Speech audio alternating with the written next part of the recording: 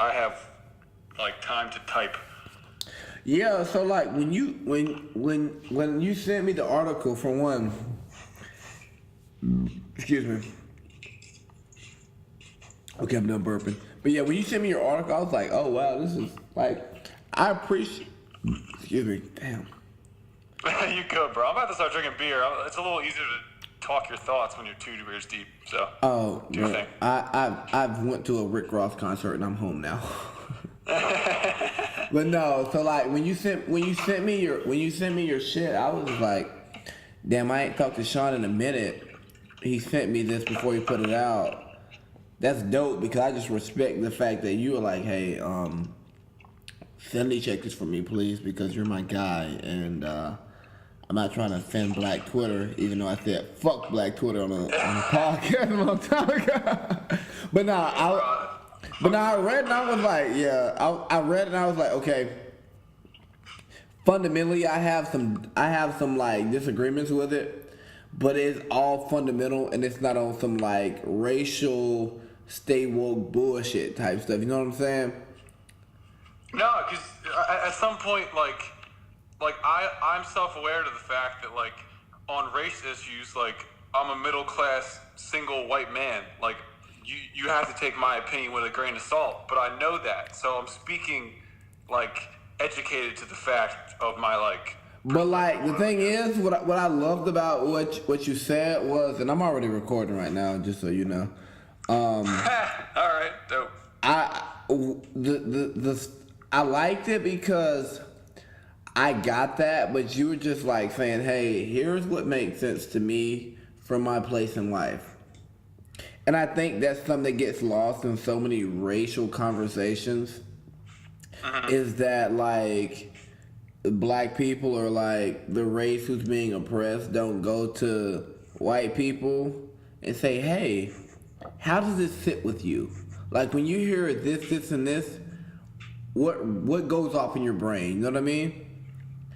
And well, I mean that's part of it. Like you really have to do your best to like understand like other perspectives on it. Like if it doesn't affect me, but like it affects somebody else. I gotta try to like put myself in other people's shoes as best I possibly can. But the thing about all of that is it just lets me know that the coalition, as it was originally constructed, was the right way to go about it. But they should not have added the other people who came aboard because they were not interested in pushing forward with the coalition's goals. They had their own goals they probably should have pursued separately. Yeah, well, it clearly Anquan Bolden and Malcolm Jenkins had the idea to transform the protest into like actual, like written on a piece of paper progress from the beginning. And you're right. I think they work better when Colin Kaepernick and Eric Reid are separate from Malcolm Jenkins and Anquan Bolden because they clearly have different goals. And the fact that they tried to get together because I'm sure they just felt obligated to. Like, all right, like we're trying to make something out of this, so we should get together. But they didn't want the same thing out of it, so they probably should have stayed separated in the first place. But the thing is, I feel like they all knew that the NFL would say, hey, there's black people with a grievance. Let's put it into this one bubble and act on it in that way. You know what I mean? So they acted based on how they thought people would perceive them, which that's not the right way to go in the first place. Well, for one, the NFL is terrible at dealing with fucking crisis. And yeah, well, especially recently, but yeah. Yeah. And then, like, my thing was so you sent me that article. I had my opinions on the whole thing. And I read that article, and don't get me wrong, the article did not change my big picture opinion. Okay. Excuse me. But it changed my opinion on, like, the lower levels, and I was like, when you say lower levels, what do you mean? When Colin Kaepernick was like, yeah, no, I'm not fucking with the coalition. It should have stayed that way. So anybody who was on Team Cap should have stayed away from the coalition because the goal of the coalition was different from the goals of Cap. Yeah. No, totally.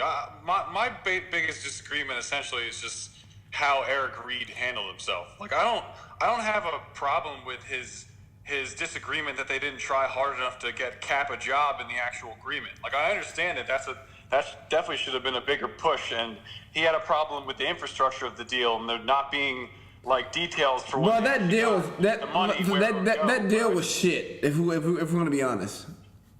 Yeah, I mean, it didn't have any substance to it. Like, but I just think that the way that he, like, you can't just turn everything into a screaming match, which is, it seems like, I mean, at least that's how he was painted. Yeah, so I think Eric Reid handled a lot of it emotionally, and I think that's trash, to be perfectly honest. But my biggest issue with what Eric Reid did was I'll go back to what I'm going to talk about on my podcast, where I can just like do the whole monologue on it. But I was taught to like take care of issues at home, right? My mom always told not me. in front of the press, like not in front of a mic. Yeah, my mom taught me, she was like, I don't want to hear about anything that happened to you in the street. So if you do something that you fuck up on, like, let me know about it before it gets back to me, but you let me know. And my issue with the whole Eric Reid, Malcolm Jenkins thing, I have no problem with them disagreeing on how they approach this, right? And when Eric Reid pretty much said he took hush money for his own cause and he didn't really help out everybody else, I'm okay with that.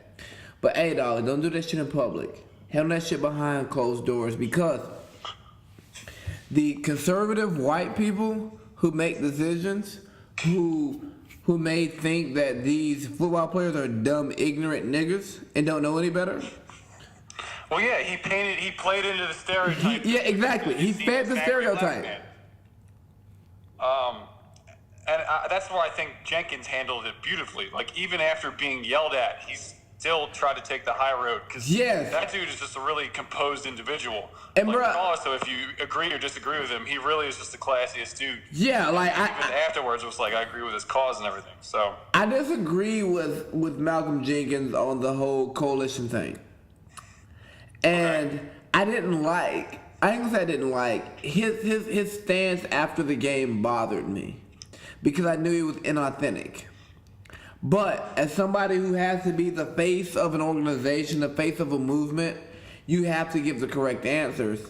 And that's what he did. He gave the right answers for the cameras when he gave his answers. But anybody who's like tied into the situation knew, oh yeah, he was full of shit. Well, the only part that seemed fake at all to me was afterwards when they asked him about the Jaguars. He basically said, look at the Jaguars QBs, Colin Kaepernick should totally have a job.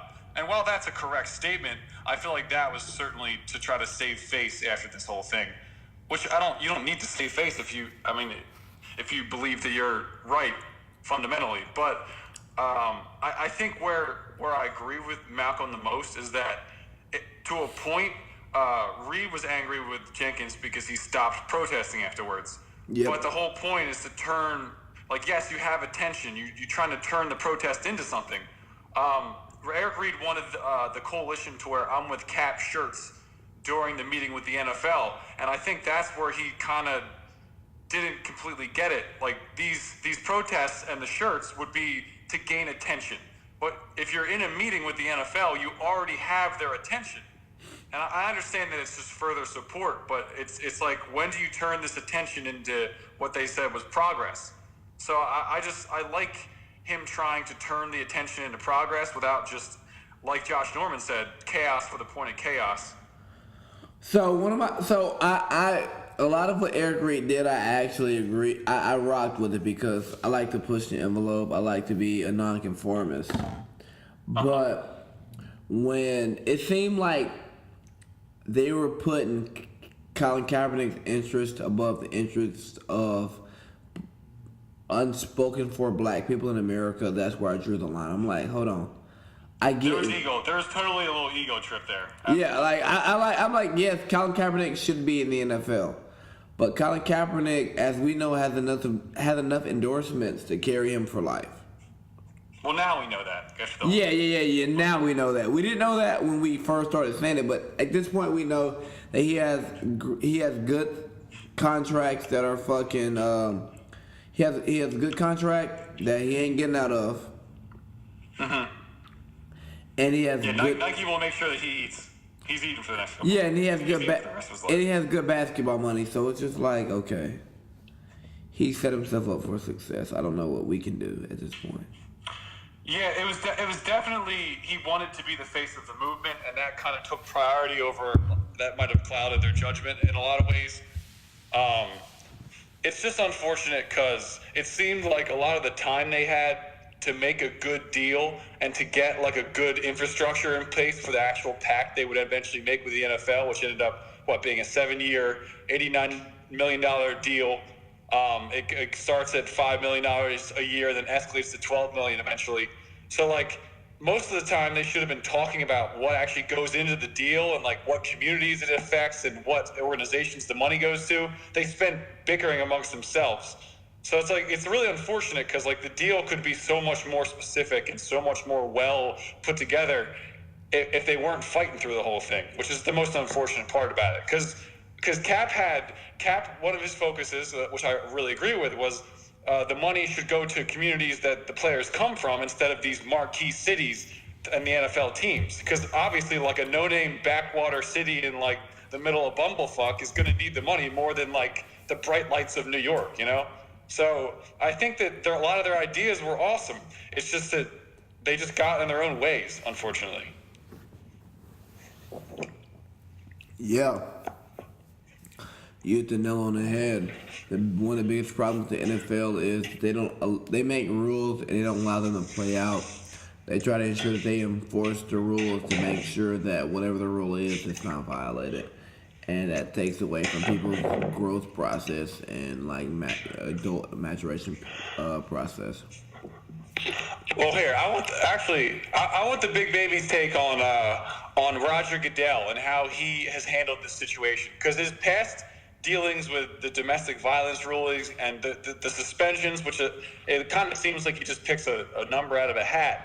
It seemed like, at least in the recordings of what he was saying to Malcolm Jenkins and trying to speak to the coalition, it seemed like he was doing a good job, at least. At least that's how the article from the Undefeated painted him, at least. Like, he actually was, like, he's dealing with the 32 owners and his back's against the wall, but he is genuinely trying to make positive change.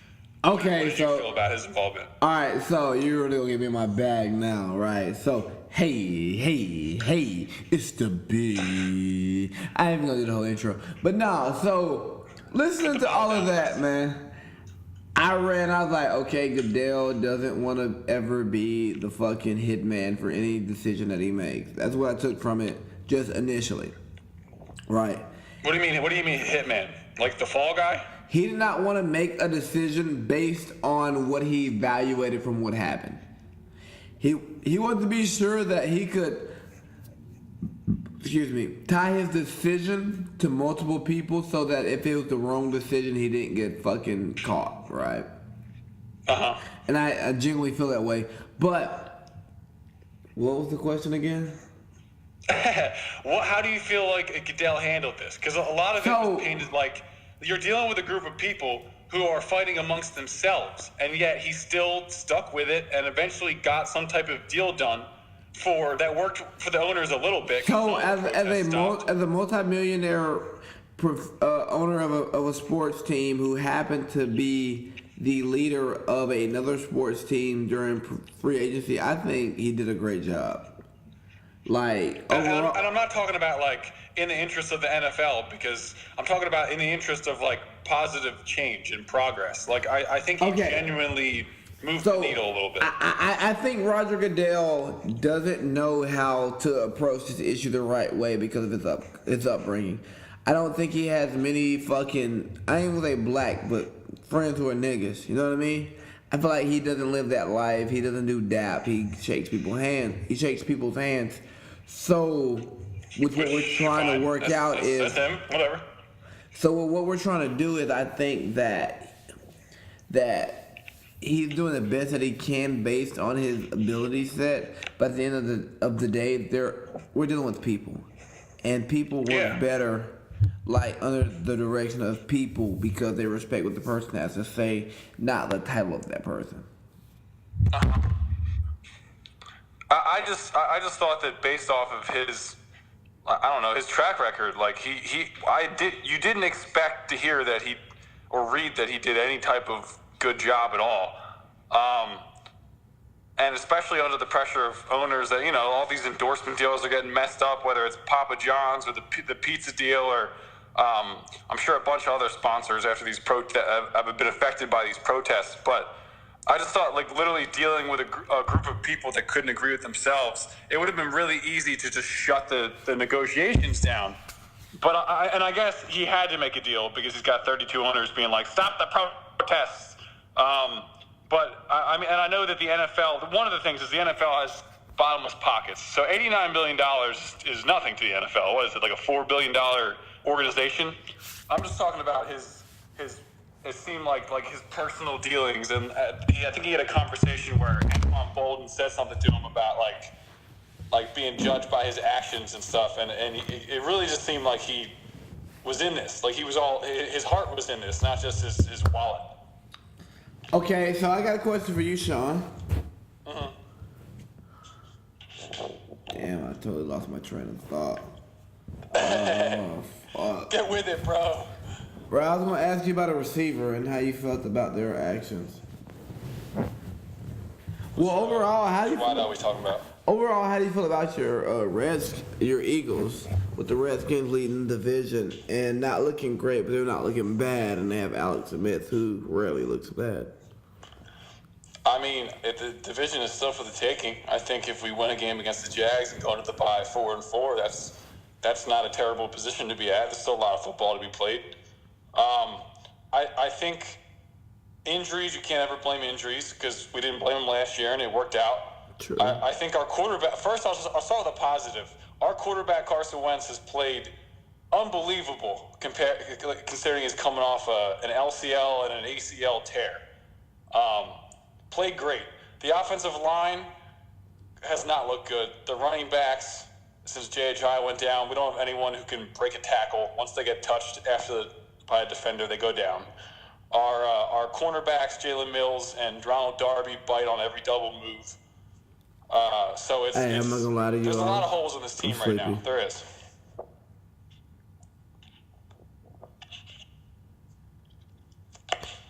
But yeah, this has been a great time, man.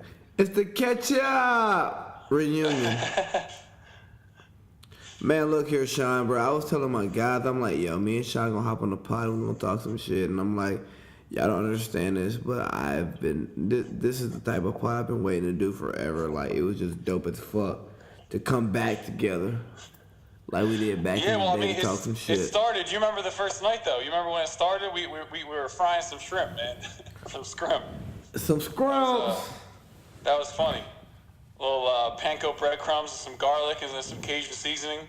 Yeah. And frying some shrimp and getting our podcast on. It's just funny that, like, I don't know, we started in Southern Cali.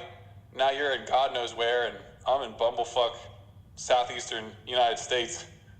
And I don't know. Just link it back up. All it takes is to share, and it's like, yo, if you fuck with it, subscribe, and if you don't, oh well, I'm not gonna lose any sleep.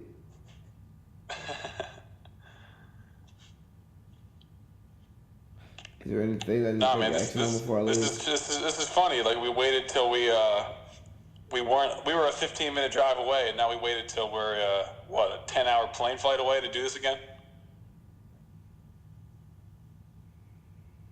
All good, bro? Was good.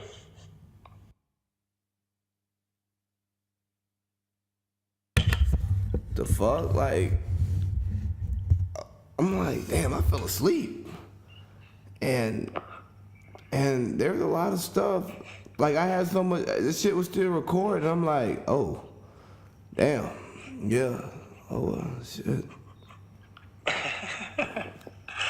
Oh, man. Well, that was funny.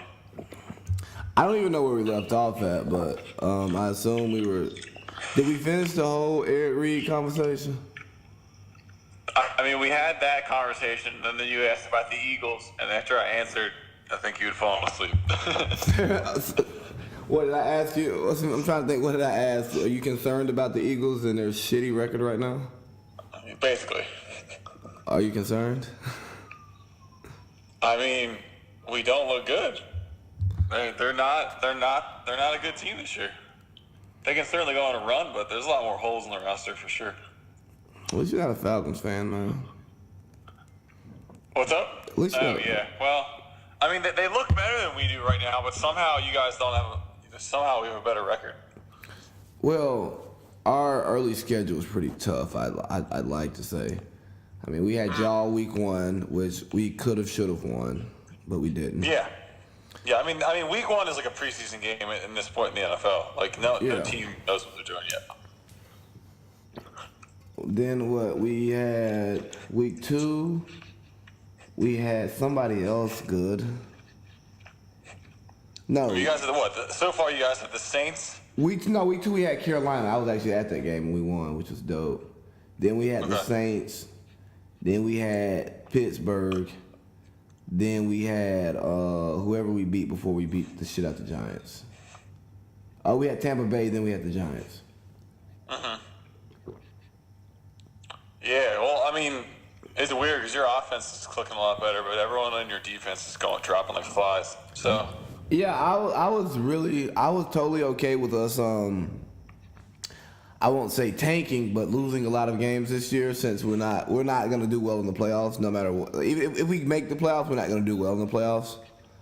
So I'm like, shit, man, let's just tank, get a top pick, and everybody knows we're not gonna draft a quarterback.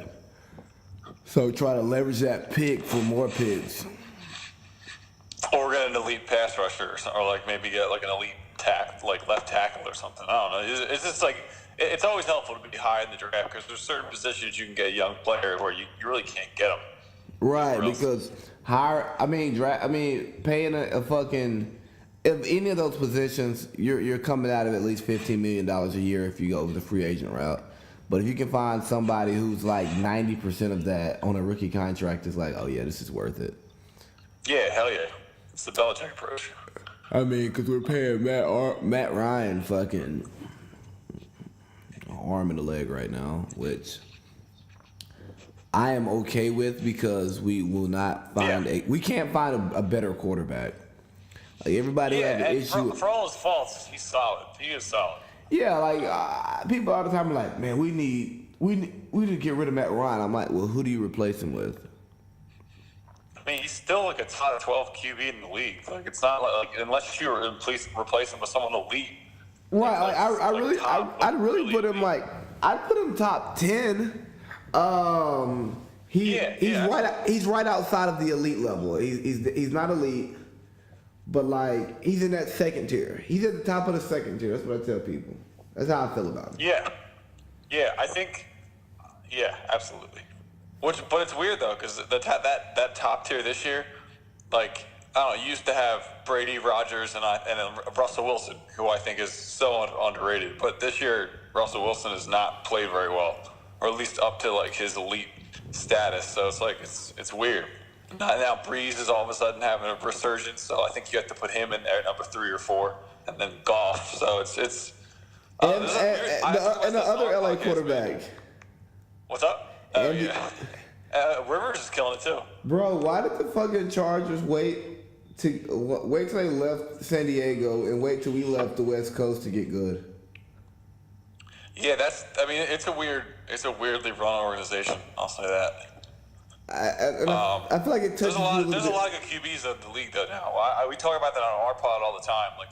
Like there's a lot like this year. I mean, obviously the spread concepts and the high percentage passes. The short passes are helping QBs percentages and everything, but like I think there's a lot of good QBs in the league at this point. Yeah, and also the rules help them out a lot. Yeah. Oh yeah, offensive. Yeah, absolutely. And I don't like it. I mean, obviously there's some that we also had a little segment where it's like the rules changes, which ones are good and which ones are bad. Obviously the body weight on the quarterback is ridiculous. Bro, that's terrible. How do you not put your body weight on somebody when you tackle them? Yeah, well, I think it's absolutely impossible. Like I know I get the intent. They don't want the Anthony Barr, Aaron Rodgers shit happening. Yeah, where you're trying to land on them. Yeah, but there's got to be a middle ground. The rule that has really worked out well also is the like the leading with the head thing. Even though they need to call it on offensive players a little more, like that's helped though. I think like you don't see as many of those like holy shit, that guy's dead, like hits. Yeah, and it just depends on what side of the spectrum you come from because I understand and agree with that rule from a health perspective, but from a personal perspective, I hate that I don't get to see those hits anymore. I stopped liking them after all this concussion, like statistics and all that stuff. I used to be like, ooh yeah, kill him, and now it's like, ooh, oh my god, he eats kids. Like it's such a different reaction nowadays. But the worst rule of all is the shortening the overtime rule, man. We're gonna get so many more ties because they took 5 minutes off of overtime. Yeah, these ties are trash. They should just do college overtime and get it over with. Yeah, throw the traditionalist view out the window. Like just get to the best part of football. Fuck it.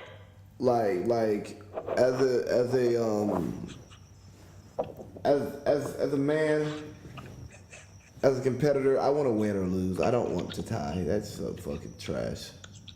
Yeah, and it basically it's basically a loss. You know?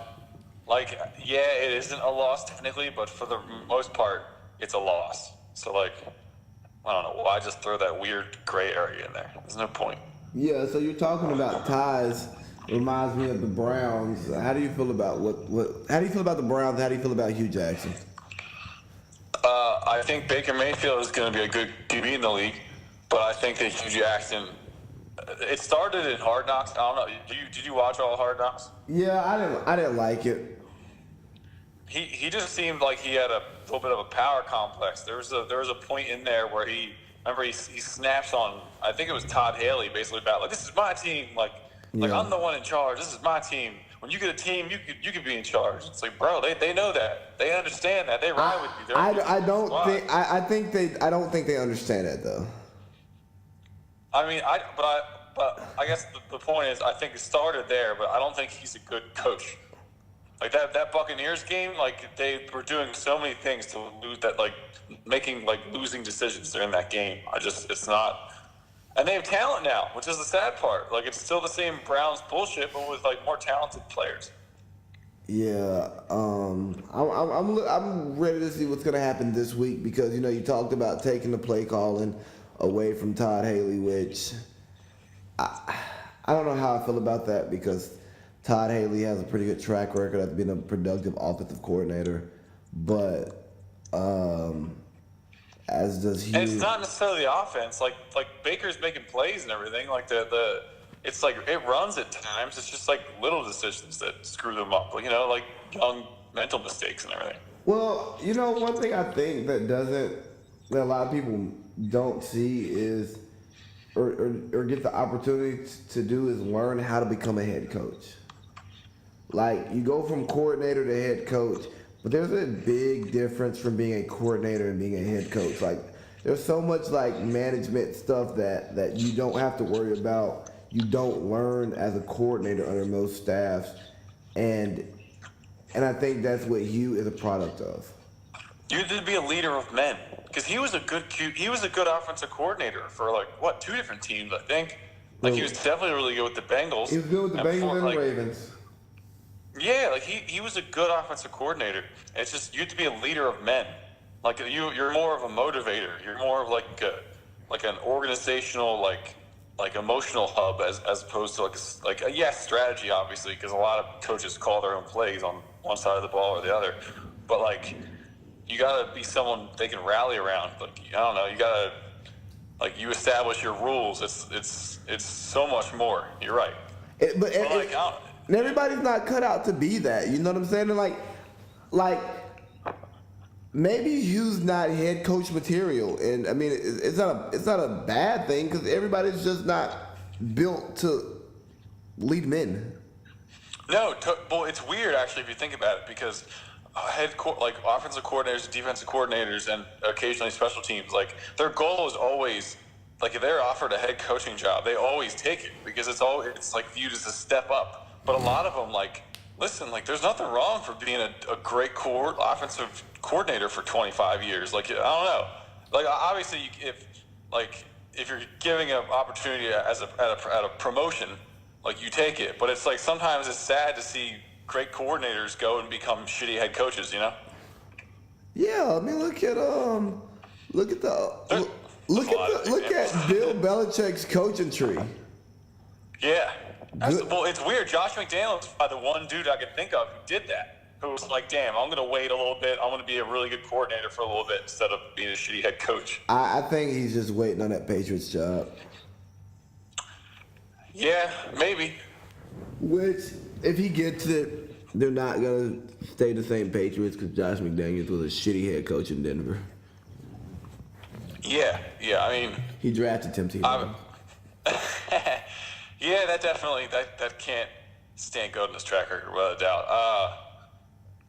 Stuff is going to go a lot differently once Belichick leaves. Yeah. Although I think that dude's going to coach until he dies, to be honest. I don't think he's going to retire. I think he's going to die in the coach's seat. Oh, kind of like, I was about to say kind of like, Joe Pa, but I didn't really want to talk about Joe Pa because I mean, we can talk about it in a context of his like love for coaching. We don't have to go into anything else. Yeah. I mean, because the thing about Joe Pa is, once he lost the coaching job, I was like, oh yeah, he's about to die.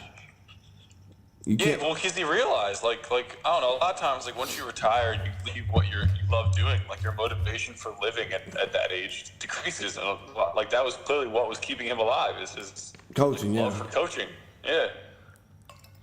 Let me see. What else I want to ask you about?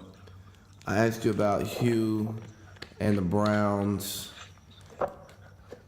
What about Bill O'Brien, man? Should he be fired? Dude, I love that they're having success. Like, I like a lot of players on the team. Their division sucks, so I think they will win the division because Jacksonville looks like they're imploding onto each other. Well, I think Jacksonville is rightfully imploding because they don't have a fucking quarterback. And if I was, and their defense is calling their offense out, that never can happen. Your locker room's divided. Yeah, but I mean, let's just Blake Bortles is trash.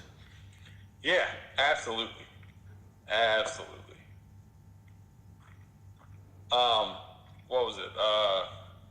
And I don't know. Like it's like the Giants thing. Like the Giants are a terrible team, and like yes, their QB is terrible, but as Odell, like it's never a good idea to be like, yeah, our quarterback sucks. Like I don't know, like that's just not like Jalen Ramsey. Like a lot of times they're like clearly alluding to the fact that they think that Bortles sucks and they're having to deal with it, but it's just like that's not how you like win games. That's how you divide a locker room. That's some TO shit right there. Well, I look at it like this. I think that in both situations, those players along with others have made their feelings known about their quarterbacks and want the organization to change them. And the organization did not listen to them. So they took the public route to say, hey, look, I'm gonna call these individuals out publicly so that conversation happens, and then it puts pressure on the organization to make a decision. Because we live in an era where if players don't like some shit, they're gonna do what they can to change it. Which I like player empowerment, but at the same time, I'm like, damn, players are doing a lot now. You know, like even with the NBA and the whole pre-agency thing now. Shout out to Bill Simmons. Yeah, I love that you use that word, man. I love that word. Well, you know, we're Bill Simmons fans, and although I've never met the man, if I came from a coaching tree, I would be on Simmons' coaching tree. Yeah, absolutely. It can backfire though really fast though. Like players trying to get things done, especially through the media. Like we see the Jimmy Butler thing. Like that's and even the Kawhi Leonard thing to a point. Like yes, you're making everything doesn't end up like Kyrie Irving, where it's like a clean split and you end up in a great situation. Like a lot of times, like sometimes you don't get traded and then you're stuck in a locker room like Jimmy Butler with a bunch of guys who just basically said suck. Like it's it can, and with the Jaguars, like you basically just chalked the season at that point. Like you're like, all right, like our offense sucks. Like yeah, the coaching, like the GM and the organization now knows your feelings, but you kind of just punted on the season almost. Unless they trade for Derek Carr or Joe Flacco. There's those I feel like Flacco's not on the market anymore this year. Don't think? What, No. He plays well or what? Yeah, because they're winning, and they have a chance they're to. All right. But they have a chance to win the division this year. Yeah, no, that's true. They're good enough where you can say that. Yeah, like the AFC North may be the most competitive division in football this year. Yeah, well, the AFC West is other than the Raiders. It's good too. How do you feel about Gruden? I thought he was like, obviously you can't defend the Khalil Mack trade. This is funny actually. I mean, you could defend it, saying that they didn't have the money to put in escrow to pay him his guarantee. No, totally. You can definitely say that. But after the Amari Cooper deal, which the Raiders clearly won, by the way.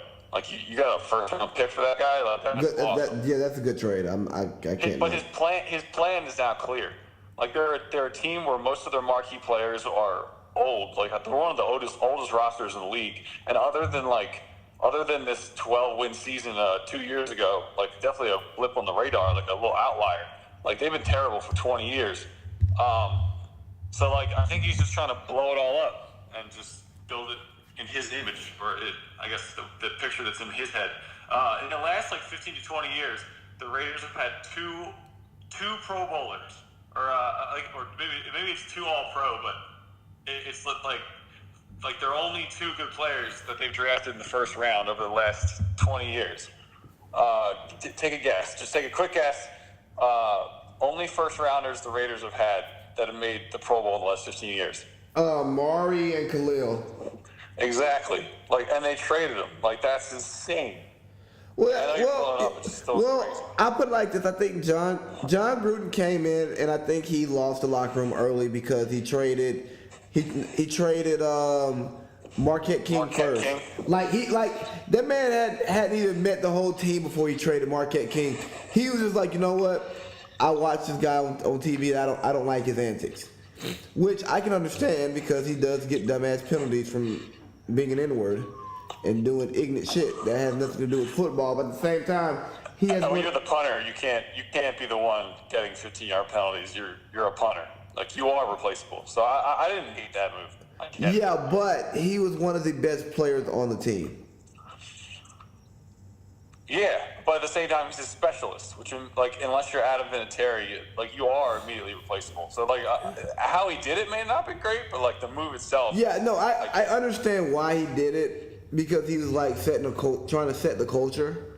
But at the same time, when you let one of your best players go, that's going to rub veterans the wrong way. And then the way the whole Khalil Mack thing happened, he wasn't communicating with him and stuff like that. I'm like, oh yeah, there's a lot. The veterans aren't rocking with this. Like it's deeper than you traded your best player.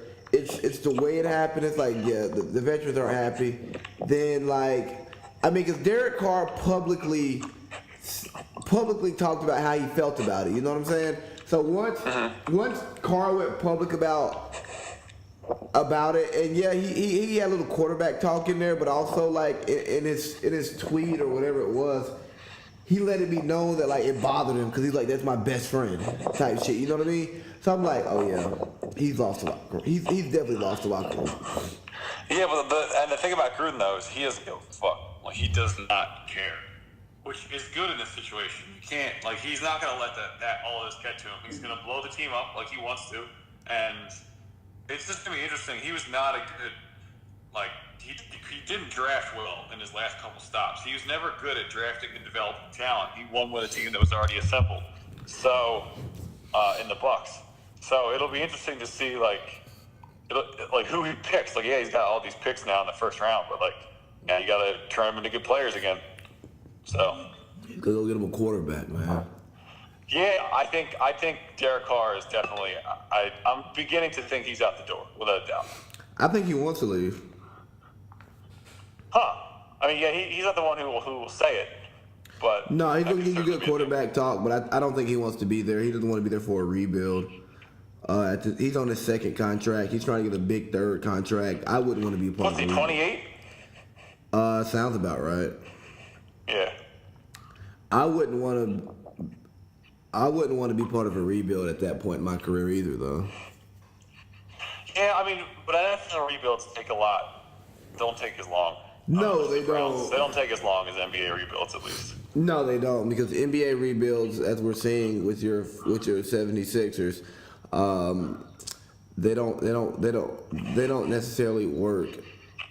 They don't work quickly through the draft. No, they don't. You really have to hit a home run. And I will say that even though y'all did hit the Joel Embiid home run, and the Ben Simmons was kind of a I don't give y'all any credit for drafting Ben Simmons, because anybody with the first overall pick would have drafted Ben Simmons. Yeah, oh, absolutely. Lonzo just hit a nice shot, but y'all really fucked up a lot of draft picks. Yeah, well, I mean, Nerlens Noel, not a good pick. What were really the good options in pick that at the draft? Was that the Between Kawhi? the injury. What's up? The Nerlens Noel draft. Who was in that draft? There was a lot. It was a lot of bad picks. That's the Victor Oladipo? Anthony Bennett. That's the Victor Oladipo, Anthony Bennett, Giannis draft, right? Was that the Giannis draft? I thought the Jahlil Okafor was the Giannis draft. I could be wrong. Let me see. I have a computer right here, so I Oh, don't have an excuse not to know. Right. That was the 2013 draft, right? What? Which one? The one we're talking about right now. Not the Nerlens Noel draft. This is not the Giannis draft. I'm trash. Okay. This is Because then you have the Karl Anthony Towns #1 pick, and then what is it? Lonzo 2. no, Not Lonzo. D'Angelo Russell 2. Which- Jahlil Okafor 3. Porzingis 4. And I think Giannis is in that draft. Yeah, I think you're right. Devin Booker? Or no, that might be the Devin Booker was the good late pick from that draft. All right, so I'm gonna look at the 20. I'm just gonna go year by year since we're talking about drafts in the Philly. Trusting the process. I'm looking at 2013 now. Anthony Bennett went first overall, which is just terrible.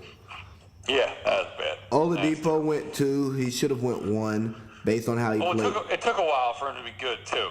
So that was a little bit of a slow play. But yeah, he's absolutely. But I even on draft day, I thought he should have been 1 coming out. Otto Porter went 3. That's wild. This is a shitty draft. He's a good role player, but definitely Not a third what you overall think when you get a pick. third overall pick. No. We got Cody Zeller, Alex Lynn, then Nerlens at 6, Ben McLemore at 7, KCP baby out of Georgia, 8. Trey Yeah, there's who's the big steal here though? Like, who's the best player in this draft? CJ McCollum at 10. Okay, yeah, definitely. And y'all got Michael Carter Williams at 11. Oh yes, this is the Giannis draft. Giannis at 15. Okay, there you go. I mean, but to not pick him, you can't. Yeah, I would not. Yeah, no one expected Giannis to be what he turned into. Rudy Gobert at 27. Yeah, my whole thing with Rudy though is can you have him on the court at the end of a game?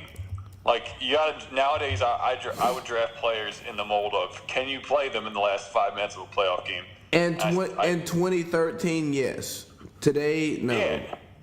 No, probably not. It'll be interesting to see though if you can play Embiid in the final 5 minutes of a playoff game. Well, shit. What's his free throw percentage? 80. Yeah, you can play him. But like perimeter D, can he move his feet enough? Remember, he did well. Remember in the All-Star game, he had good enough perimeter defense when everybody was switching up, when everybody was getting a switch to get Embiid, and he played good defense. Yeah, but combined last year's playoffs and then early this year, he's made a lot of defensive on the perimeter at least. He's made some defensive mistakes. Definitely great. He's an underrated rim protector without a doubt. Well, got no Defensive Player of the Year consideration, and he definitely should have last year. I mean, he got talked about, didn't he? I mean, he didn't get a single vote, I don't think. Well, the media's not the smartest people in the world. I'm not gonna lie. kind of No, why. we are not. That's why I want to be part of. I want to be part of the media because I don't really like a lot of shit that the media does. Yeah, you want to add a little bit of absolutely. So I'm looking at the 20. I wonder how most of these dudes even watch the game, man. So many people have like a show, a radio show, another show, and like all this like stuff. And it's just like, damn, when do you watch the game to actually have these opinions? Like, they don't though. That's the thing. That's some BS, bro. I'm looking at the 2014 draft, and yeah, y'all got lucky that Joel Embiid was hurt. Because he should not have failed to y'all. Because what, Jabari Parker and Wiggins? I don't want either of them. Damn, you out on Wiggins? Absolutely, man. Are you Team Jimmy? I don't think, again, it's like the Eric Reid Jenkins thing. I don't think the way he did it was right, but I watching Wiggins play, I know what he's talking about. Dude, he's the most athletically gifted player I've ever seen, and he's not a good defender, and he takes ridiculous shots, and he hasn't really improved in the last couple of years. Yeah, I'll tell you my biggest issue with Andrew Wiggins is his terrible defense. I'm like, bro, you're 6'8", you can jump out the gym, you have a nice frame. How can you not play defense? It's just like you gotta care. Like the dude clearly has. He's a freak athletically. Like you should be able to slide your feet with anybody. Okay, Kuzma, that was a terrible shot. I'm looking at Lonzo right now, and Lonzo, his frame looks really good now. Dude, he played good defense last year. Apparently, he was actually like a good defender for a point guard. Yeah. Which I didn't know. I'm watching him right now. He just good help defense coming over on Jokic. Oh shit.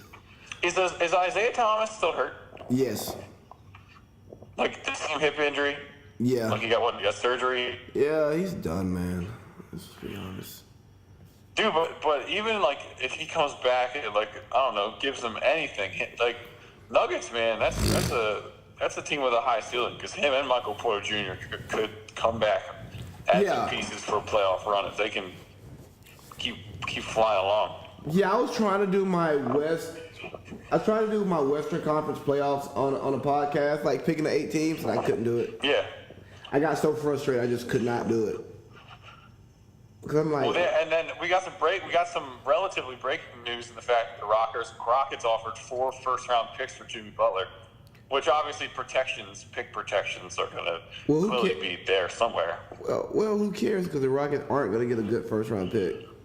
So I mean, the protections just sound good. Maybe, but I mean, Chris Paul's getting older and he usually gets injured. And that's why they want to bring in Jimmy.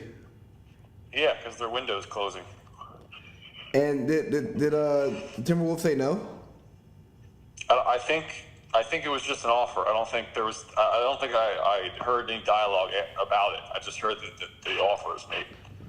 You know what? I really think Tibbs is trying to just get himself fired and Jimmy the fuck out at the end of the season. That's unfortunate, man. I think he's a really good coach, other than his miss allocations. Like I mean, his Chicago Bulls team, like that was a really well coached team, especially defensively. Obviously, you basically could give the ball to Derrick Rose and be like, go score some points or create something. But he was a good coach for a while there. It's weird. It's weird to see him. I don't know, with this really strange Timberwolves team. Yeah, and I blame a lot of it on the players though. Like the stuff that Jimmy said, it becomes more and more obvious when you watch them underachieve. Because remember, when Jimmy got hurt, that's when they went from 3 seed, like a team that we took seriously, to barely making the playoffs. I have a good friend that lives in San Diego. I was working for at the time. Shout out to Andrew Burton. He's a tortured Timberwolves fan, and he basically said Jimmy makes all the winning basketball plays on this team, and down the stretch of a game, if the ball's not in his hands, they don't know what to do. So he definitely is. He's the reason they're a good team as opposed to a lottery team still. And that's he's what he the only told thing him. keeping that team from being terrible. And that's what he told me. He's like, what? You need me to fucking win. You fucking need me to win, or whatever the fuck he said. You know, like. He's right. He's certainly right. Lonzo just threw a nice little ooh. I think I'm hopping on the Lonzo Ball bandwagon since LeVar's quiet now. Yeah, actually, that's been wild. Yeah, absolutely. Like, it is kind of weird. And then obviously the LeBron effect is only going to help him. But I mean, he makes winning basketball plays too, man. He's not a traditional point guard and like the pound the ball into the ground, look for until he looks for the perfect pass. He moves the ball. The ball does not stay in Lonzo's hands for long. I like it. And go ahead. I'm sorry, I didn't mean to cut you off. No, you good. I think it all hinges on his outside shot. If he can shoot well from perimeter, he's got everything else. Apparently he's a good defender. If he can keep that up and stay healthy, like it's all on his shot. Apparently he's a deadbeat dad, but I mean, but he's an NBA player. So, but no hath no fury like a woman scorned. But yeah, he I was a fan of his college game, and now to see him shooting decent this year, I'm like, good, yes, Lonzo, keep shooting. But when people say I don't see how him and LeBron work because they both need the ball in their hands, I'm like, yes. Not true. I was like, yes, Lonzo does initiate the offense. He just took a terrible three. I was like, yes, he likes to initiate the offense, but he's not Rondo. He's not beating it. No. He doesn't pound the ball to the ground. He's not Chris Paul. He doesn't wait for the perfect assist. He moves the ball up, man, quickly. So, speaking of Rondo and Chris Paul, how did you feel about the fight? I think Daryl Morey hit it on the head, bro. Did you see his tweet? It's basically a pot and a kettle that were both black. He's just basically saying the pot's calling the kettle black when Rondo's calling Chris Paul an asshole. He's saying they're both assholes, which I think is hilarious. But I like that Chris Paul is getting exposed for, I don't know, I've felt this way for a while. Like he clearly isn't, like, I don't know, like he's not what his commercial image leads you to believe he is. So I like that people understand that he's not all squeaky clean anymore, because that definitely is bothersome sometimes. But again, it's two feisty dudes, man. Rondo spit though. Yeah, no, I mean totally, but I mean I don't blame him, man. Chris Paul will get under my skin too. They're both instigators. Yeah, but spit, that's so disrespectful. I mean, he didn't just it was light work. But it's the thought of him going. I agree with you on the Chris Paul piece. Chris Paul needed to be exposed for lack of better words, his fuck nigginess. Yeah, he's just a low key asshole, I feel like. And he's a banana boat guy. He's Mr. State Farm, president of the Players Association. So we kind of forget about him being a dirty player. But he's hit multiple players in the nuts. You know what I'm saying? Like that's not. Well, he's allowed to get away with it too. If you ever watch, like he'll pick up fouls quickly sometimes, and then just start like hacking people because he knows the refs won't foul him out. He's a marquee player. Like he also gets the benefit of the doubt because he's a little guy playing with big guys.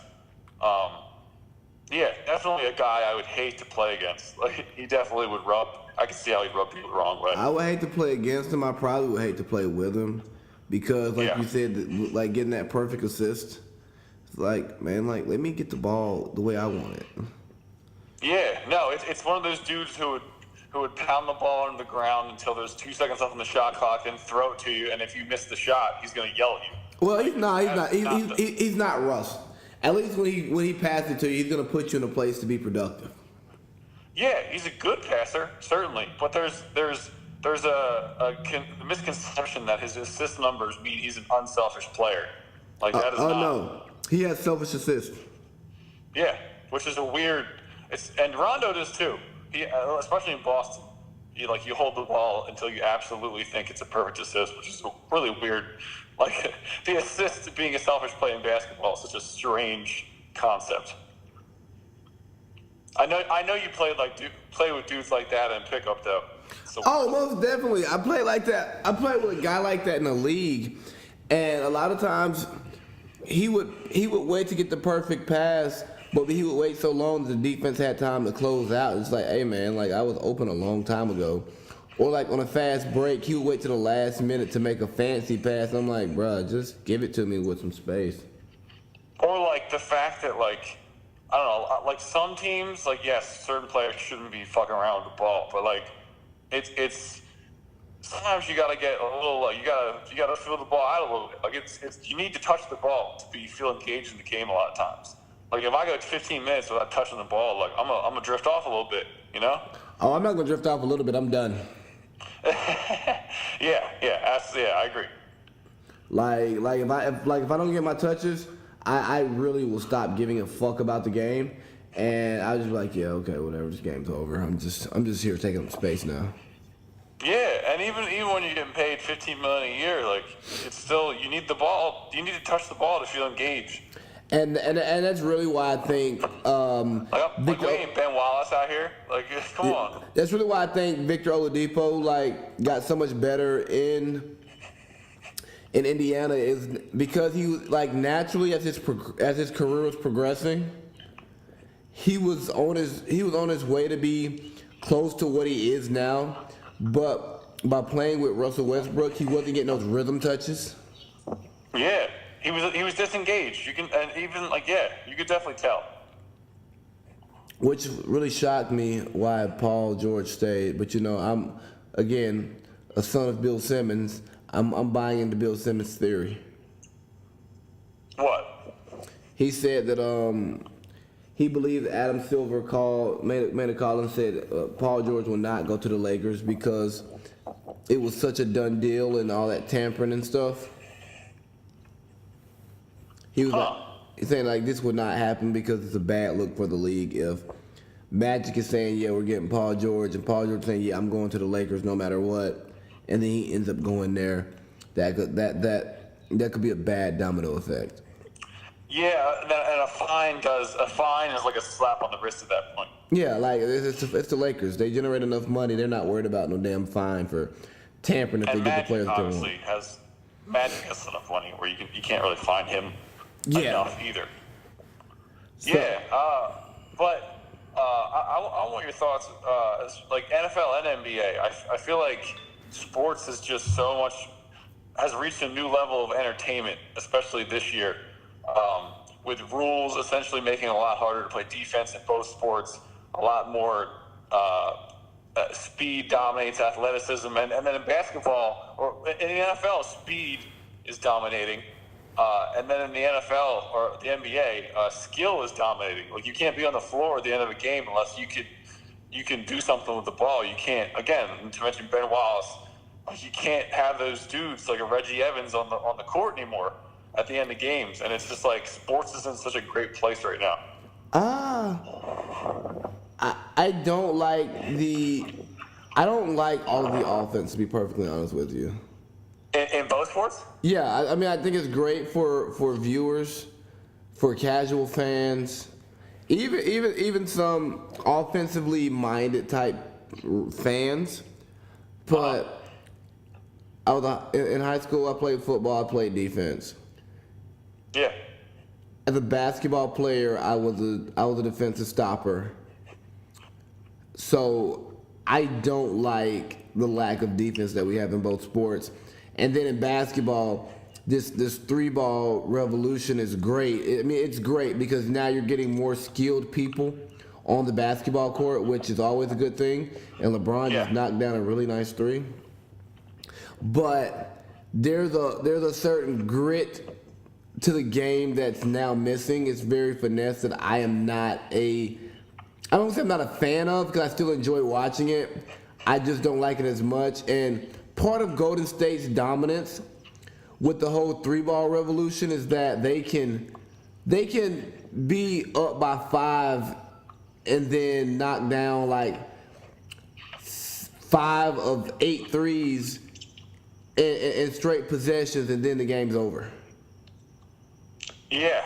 I mean, obviously, but you still have to have that high level of skill. Like, it's not just like, then anyone can just knock down 5 threes in a row. Like, no, like, that's still incredibly difficult. My one problem with the it's a different kind of problem. My problem with the lack of offense or the lack of defense in both sports is that people are still trying to compare eras. Like, people are stupid. But like that's my one problem with the talking head shows and the hot takes. Like, you can't compare Jordan to LeBron. You can't compare Joe Montana to Brady. You can't. It's almost a different sport at this point. Well, they need ratings, so they have to talk about stuff like that. Where we're in a position where we can generate like organic content without worrying about ratings. We just talk about what we want to talk about, which again is why I'd be like, fuck the media, because comparing eras is just one of the more ignorant one of the most ignorant things that you can do in sports at this point, because rules are so different. Things are so advanced, because I sit here and say all the time, it's a different sport altogether. Yeah, like it really is almost a whole different sport. Like Skip made a terrible point talking about Troy Aikman one day, saying, well, Troy averaged less than 200 passing yards a game. It's like, yeah, he also played in the 80s and 90s, so it's different football. Yeah, the running back, if you had a good running back. I was actually listening tonight. It's actually ironic. Troy Aikman on the broadcast, they were like, yeah, and so and so, like they let the other team run the ball. The Dolphins, like they let the Lions run the ball so well, and you can't win a game if the other teams run the ball well. And Troy's like, well, not exactly. I don't think that really correlates to winning anymore. And he's right. Like, nowadays, the QB is so important because he has the ball every play. Like, back then, you're like, all right, Troy's either, I don't know, like, if you don't trust your QB, you can run the ball, like, most of the game and still have a chance to win. Like, that's not the case anymore. Not at all. And I just think it's unfortunate for running backs right now, because we don't know what their stats need to look like to be Hall of Famers. Yeah, no, that's going to be really confusing, because then you're just going to end up putting everybody in, because, I mean, like, the yards from scrimmage and everything is going to go up just because of the pace of the game. But the rushing yards are going to go down, I think. Running backs need to be able to catch the ball. It's like the big man needing to shoot now in the NBA. Like, running backs need to have hands now. I think running backs need to be able to catch the ball more than big men need to be able to shoot. My problem with big men is most big men don't have a post game, so they have to learn how to shoot to stay on the court. But if you actually had big men who had footwork and post moves, they would be fine, because you're getting those high percentage twos, very high percentage twos. I mean, but that's the thing though. Right now, like, post-up game is an inefficient way of scoring the basketball. Like, watch Joel Embiid. I love the dude, and the Sixers have a lot of problems that don't have to do with, him in general. But like him getting the ball 15 feet from the basket with his back, obviously he needs to work on getting a seal lower in the paint. But like, it's just an inefficient way to have to be forced to score all the time, It is, but again, I think it speaks to the player's lack of skill, because if you put Shaq in the league right now, he's still going to dominate, and it's still going to matter.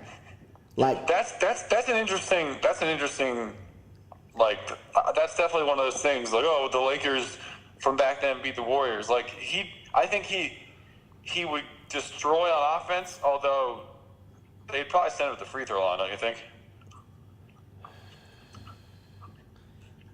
I don't know if there's enough fouls. Because because at the end of the day, like, if he gets deep on the block, even if you foul him, at that point in time, we're gonna get the continuation. So he has the opportunity to make his move. Well, I think that there's not. First off, the game's evolved to the point where people don't have guys big enough on the roster to handle him in the post. Yeah. And I think that young Shaq would thrive in the league, but bigger, once he got to the Lakers and got a little beef on him and stopped caring too much about being able to be athletic, I think they might roast him on defense. Like, I think he might get destroyed. Because everybody's gonna switch him. Gonna switch to Shaq. But that's also a problem I have. Like, sometimes in the NBA, plays are getting switched when you don't have to switch. Yeah. People don't really fight through screens. Exactly. All right, we'll switch. And I get when you're playing against a team like the Warriors, you probably just switch everything because they shoot so well. But I don't know. I'm sounding old school. You gotta get off my porch type shit. But there's not effort to get through screens. No, there's definitely not. Especially with the Rockets, like a lot of times you'll see like the guy gives such a half-ass screen, and the defender's like, "All right, I'll switch." It's like, no, like if he doesn't move, like you have another second to fight through that screen. So I'll say for the Rockets, I have a friend who plays basketball in Europe, and okay. Good for him. Yeah, and he played some pickup with Beasley and Joe Johnson like in the off season, like on a regular. That's awesome. That's really cool. Yeah, and he was talking to Joe about the series because Joe was back in Atlanta probably a week or two after the Houston Golden State series, and Joe was like, "Yeah, we switched everything. Like it wasn't even a question. It's like if a pick is set, you're gonna switch." Which shouldn't it like that shouldn't be a thing. Like if it's a crappy pick, you can get through it. Like. Well, it's like a whole thing where Mike it's like, D'Antoni doesn't coach defense though. Yeah, I guess not. And that's why I think that Jimmy Butler trade would really help for them. Just because, they just lost two really important wing defenders. Yeah. But it's. I was watching the Sixers versus the Bucks the other night, and the Bucks actually have a bunch of those multi-positional wing defenders. You know, like the 6'7" to 6'10" guy with long arms. Giannis, Chris Middleton, Malcolm Brogdon. Who else? Tony Snell, even Henson. I think he would be able to defend on the wing. But then the Sixers, basically the Bucks did the Rockets thing where they basically every time they got an ISO, they make sure that they got Mike Muscala or Dario Saric, two bigger power forwards that are on the floor, their floor spacing, but they can't slide their feet. And they just ISO'd them every time, and they just got roasted. JaVale's looking good this season, man. Yeah, but he's got a lot of good passers on that team, and if you get him a good look, he will finish it. Yeah, and again, I blame some of this on the way basketball is shifting and coaching, but like a lot of this defensive stuff, players can't play defense because nobody taught them to play defense or made them play defense. Yeah, I mean, and to their defense, it's a lot tougher. You can't use your hands at all, and I think that's better for the game. But it's certainly harder to be good on defense. I think players need to stay in college for more than one year. For one, to develop into grown ass men. I have a different idea on that. This is actually an interesting subject. So you heard about the G League basically giving high recruit elite contracts to high level high school recruits so that they can give them another option instead of college basketball, which is extremely corrupt. Correct? You've heard of that? Yes, and I'm okay with that. I like that. People's problem with it is that there's grown men in that league. Like they're gonna get physically destroyed, or they're not ready for it. Okay, how does baseball combat that? They have different levels. They have a minor league system where you go from one level, then once you go with that, you move up to the next level. So they're not just in the G League is essentially throwing them right from college to AAA immediately instead of having them go through single A, high A, double A. So I think the next step to that, to make it efficient or plausible for a player actually to want to do that consistently, is they got to break up the G League into different tiers. Obviously, it's going to take a little while, but I mean, college basketball is, you're getting paid anyway. So. I just wish they would just allow players to be paid whatever somebody wants to pay them in college, because I think there is and as someone who's a college graduate, you understand this. There in those 4 years you're there, there's a certain level of maturation that you go through that I think will pay dividends for players once they get in the league. But at the same time, I don't want to stop people from getting their money. No, but then there's also a gray area in terms of, like, everyone's like, oh, college athletes should be paid. It's like, no, not all of them, because there's only a certain couple sports and a certain amount of them that actually bring in any money for the university, you know? Oh, yeah, men's basketball and football. Yeah. And so, UConn's like, women's basketball. Yeah, UConn especially. But like, so like, once it's opening the door to that, it's like, all right, we can't pay everybody because then it'd be impossible. But like, I don't know, like big programs and like, like Penn State football or Kentucky basketball, like I see it. But then how do you regulate that? Like, how do you draw a line? So it's like the NBA, you create like a max salary. Huh. And then what, you just pay everybody else minimum wage? No, you pay them whatever the fuck they're worth. Huh. It's going to be interesting though, because there's certainly like with the G League and everything now, like and I mean football desperately needs a minor league, but there's going to be more options popping up all over the place. I think baseball's minor league system is a good model, at least I think. I think baseball pretty much does it right. You can come out of high school if you want to. If not, you have to wait 2 years from high school or 3? 2 or 3? I think it's 2. Yeah. Yeah, you get 2 years if you don't accept your draft stock. There is no salary cap in baseball. Again, there is no salary cap in baseball. I think salary caps are bullshit. And then they have the minor league system. Like baseball, outside of their infatuation with deep analytics, they're doing things right. Yeah, you can say that for basketball now. So in football is the slowest to adapt, but it is adapting.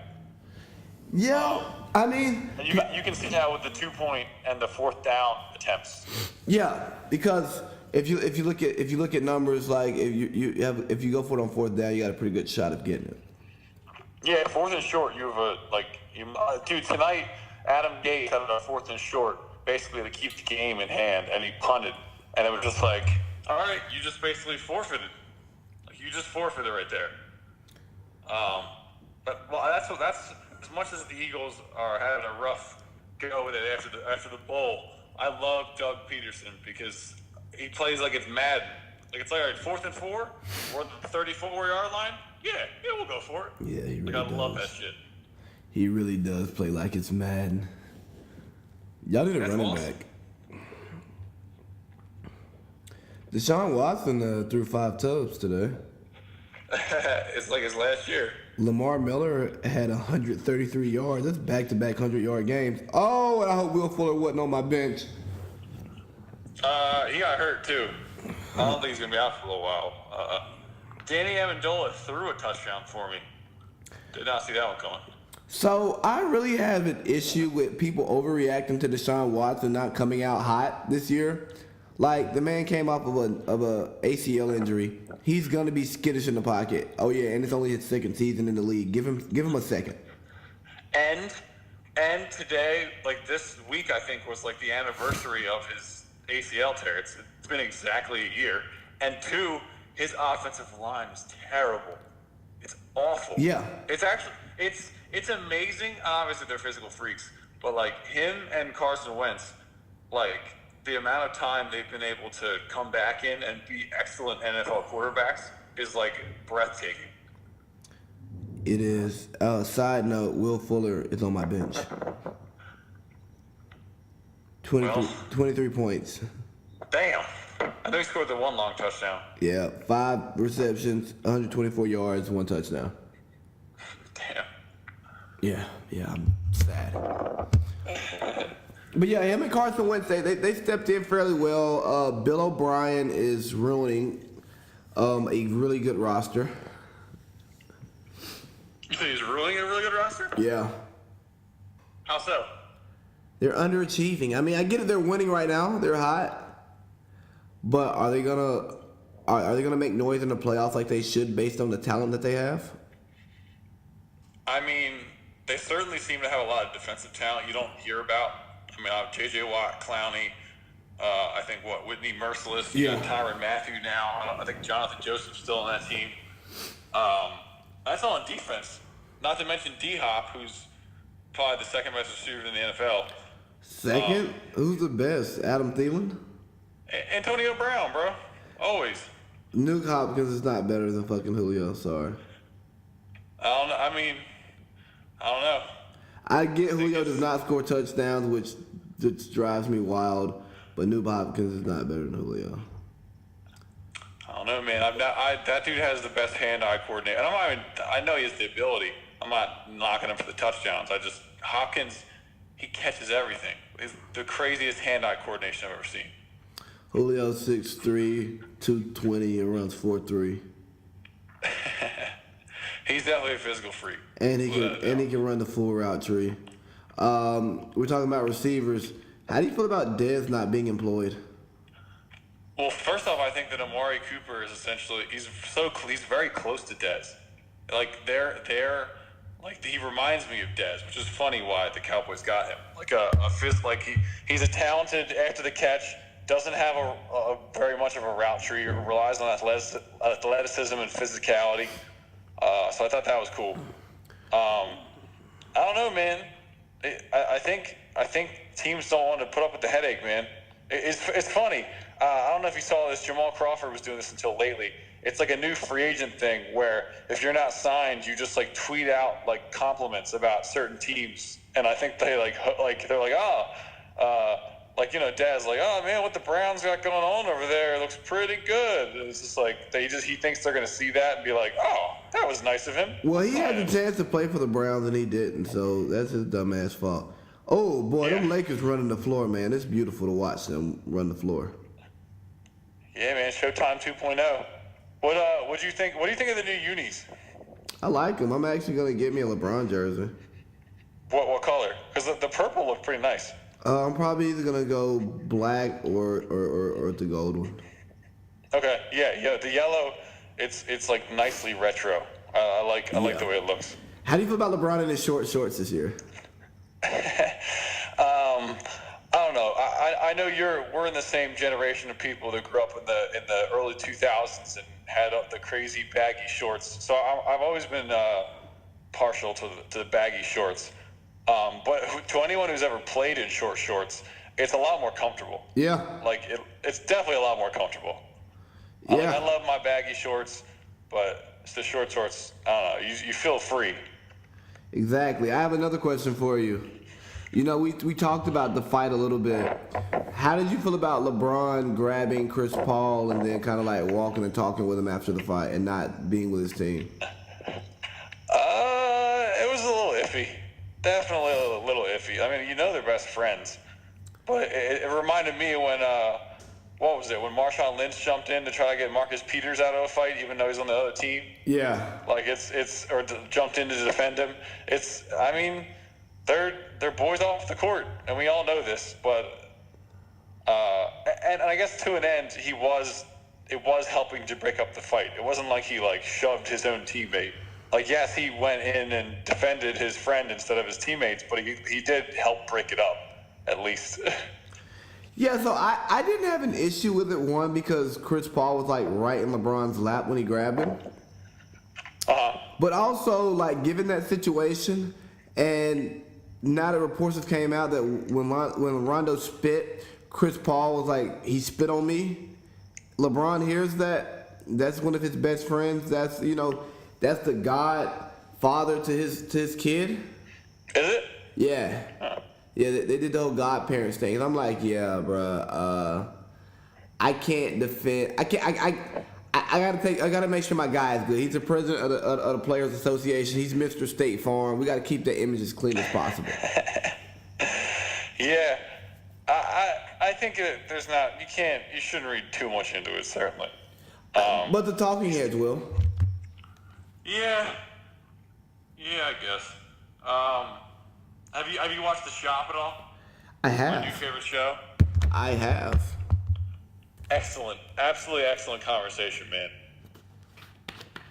A lot of people, I won't say a lot of people, there's a good number of people in the woke community, black Twitter types, who have an issue with the shop. Really? What? How? Because no one drinks wine in a barbershop. Yeah, that's true. I mean, but I get what they're going for. People do drink in the barbershop, and they probably don't drink a lot of liquor. They're wine drinkers, so you drink what you want. Some people have an issue with LeBron's language, his cursing and his use of the N-word. Dude, I love that. I do too. It humanizes him. Authentic.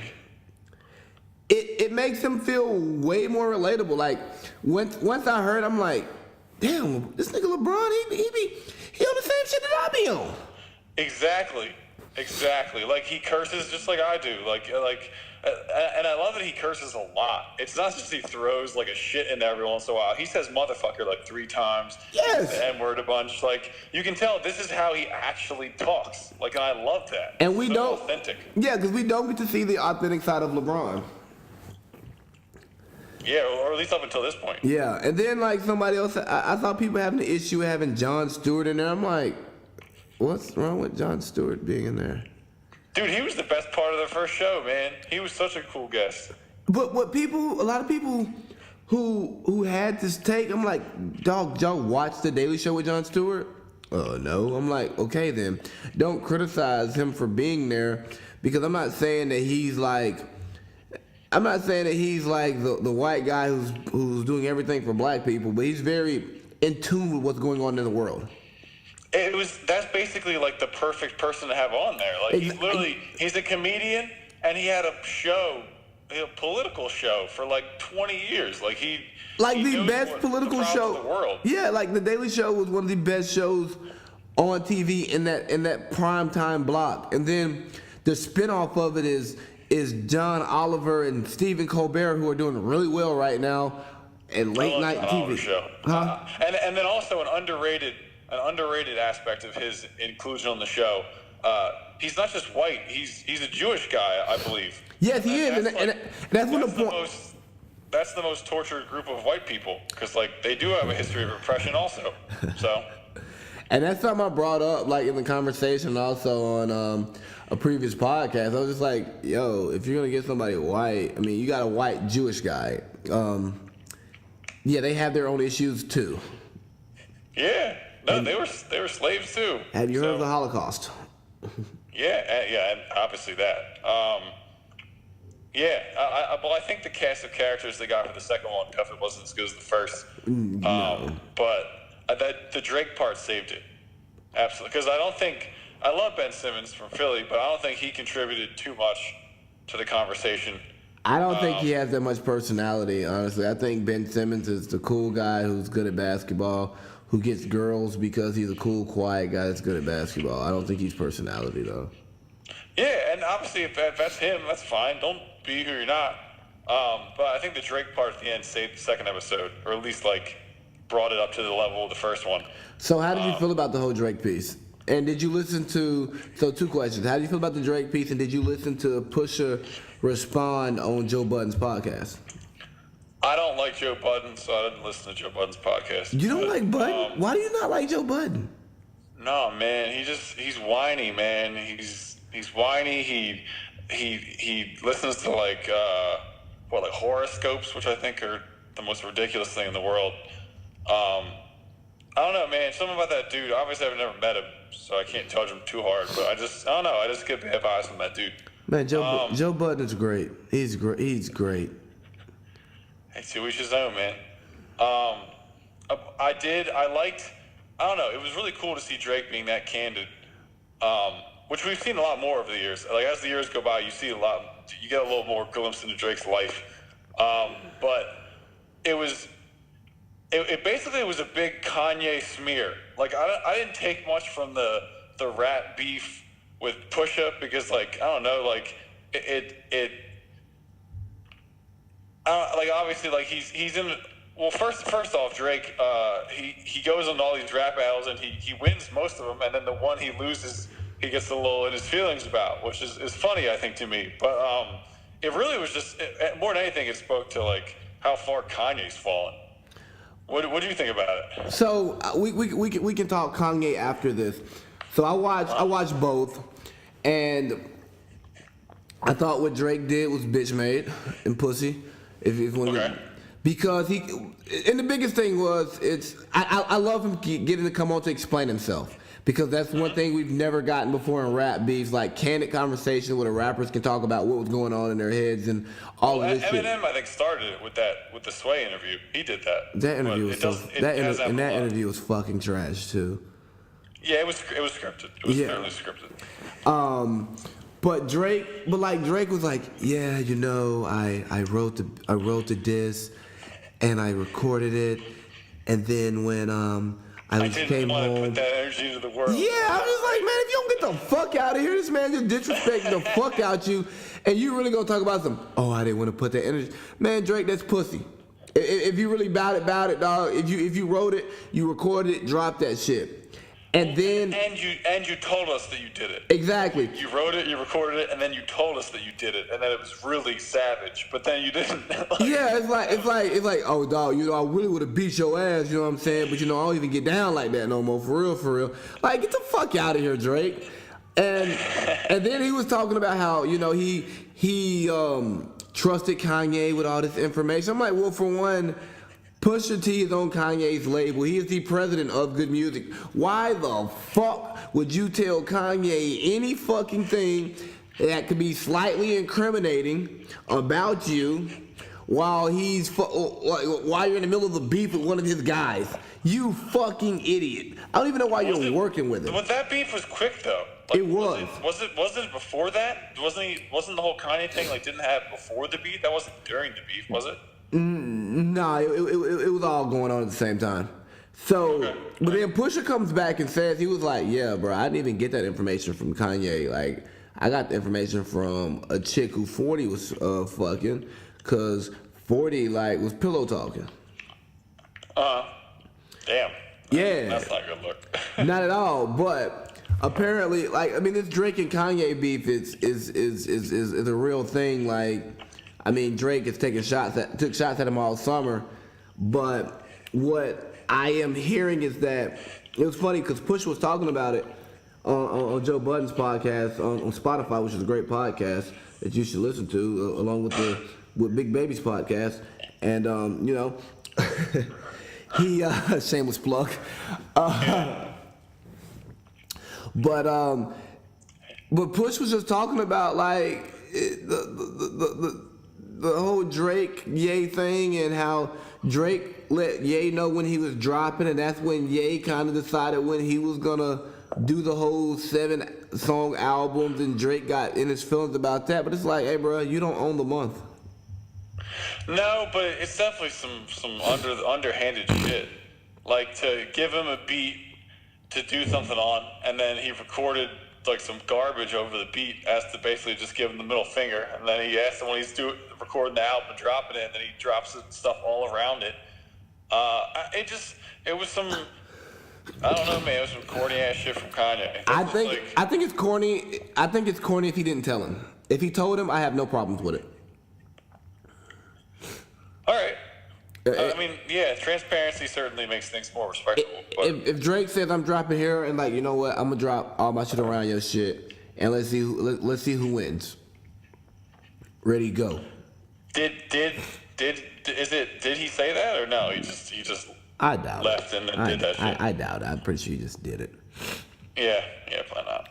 And that's probably why, you know, Drake has been. Kiki, do you love me? Cause I do think Drake had sex with Kim Kardashian. I'm not gonna say. Shock me, man. I'm not gonna say while she was married to Kanye, but I do think they had sex.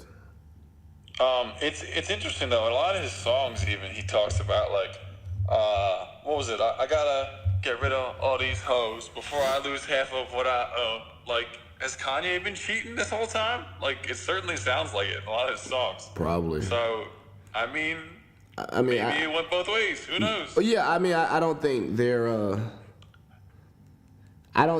concept of marriage is the normal is the average American's concept of marriage. Which is interesting. I mean, it was just respectable. Like, I think the concept of marriage needs to be changed a little bit. Whether they're doing it the right way, who knows? I put on Snap one day or Instagram, I wish polygamy was legal. I think it'd be more interesting if I had a friend who had a theory that marriage was a good idea back when you only lived to age 40. Like back in the early colonization days, you know?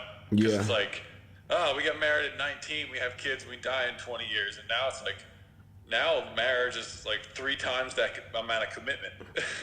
Exactly, and like, say you meet somebody, you're with them, and you're into like your 20s, all right, like mid-late 20s.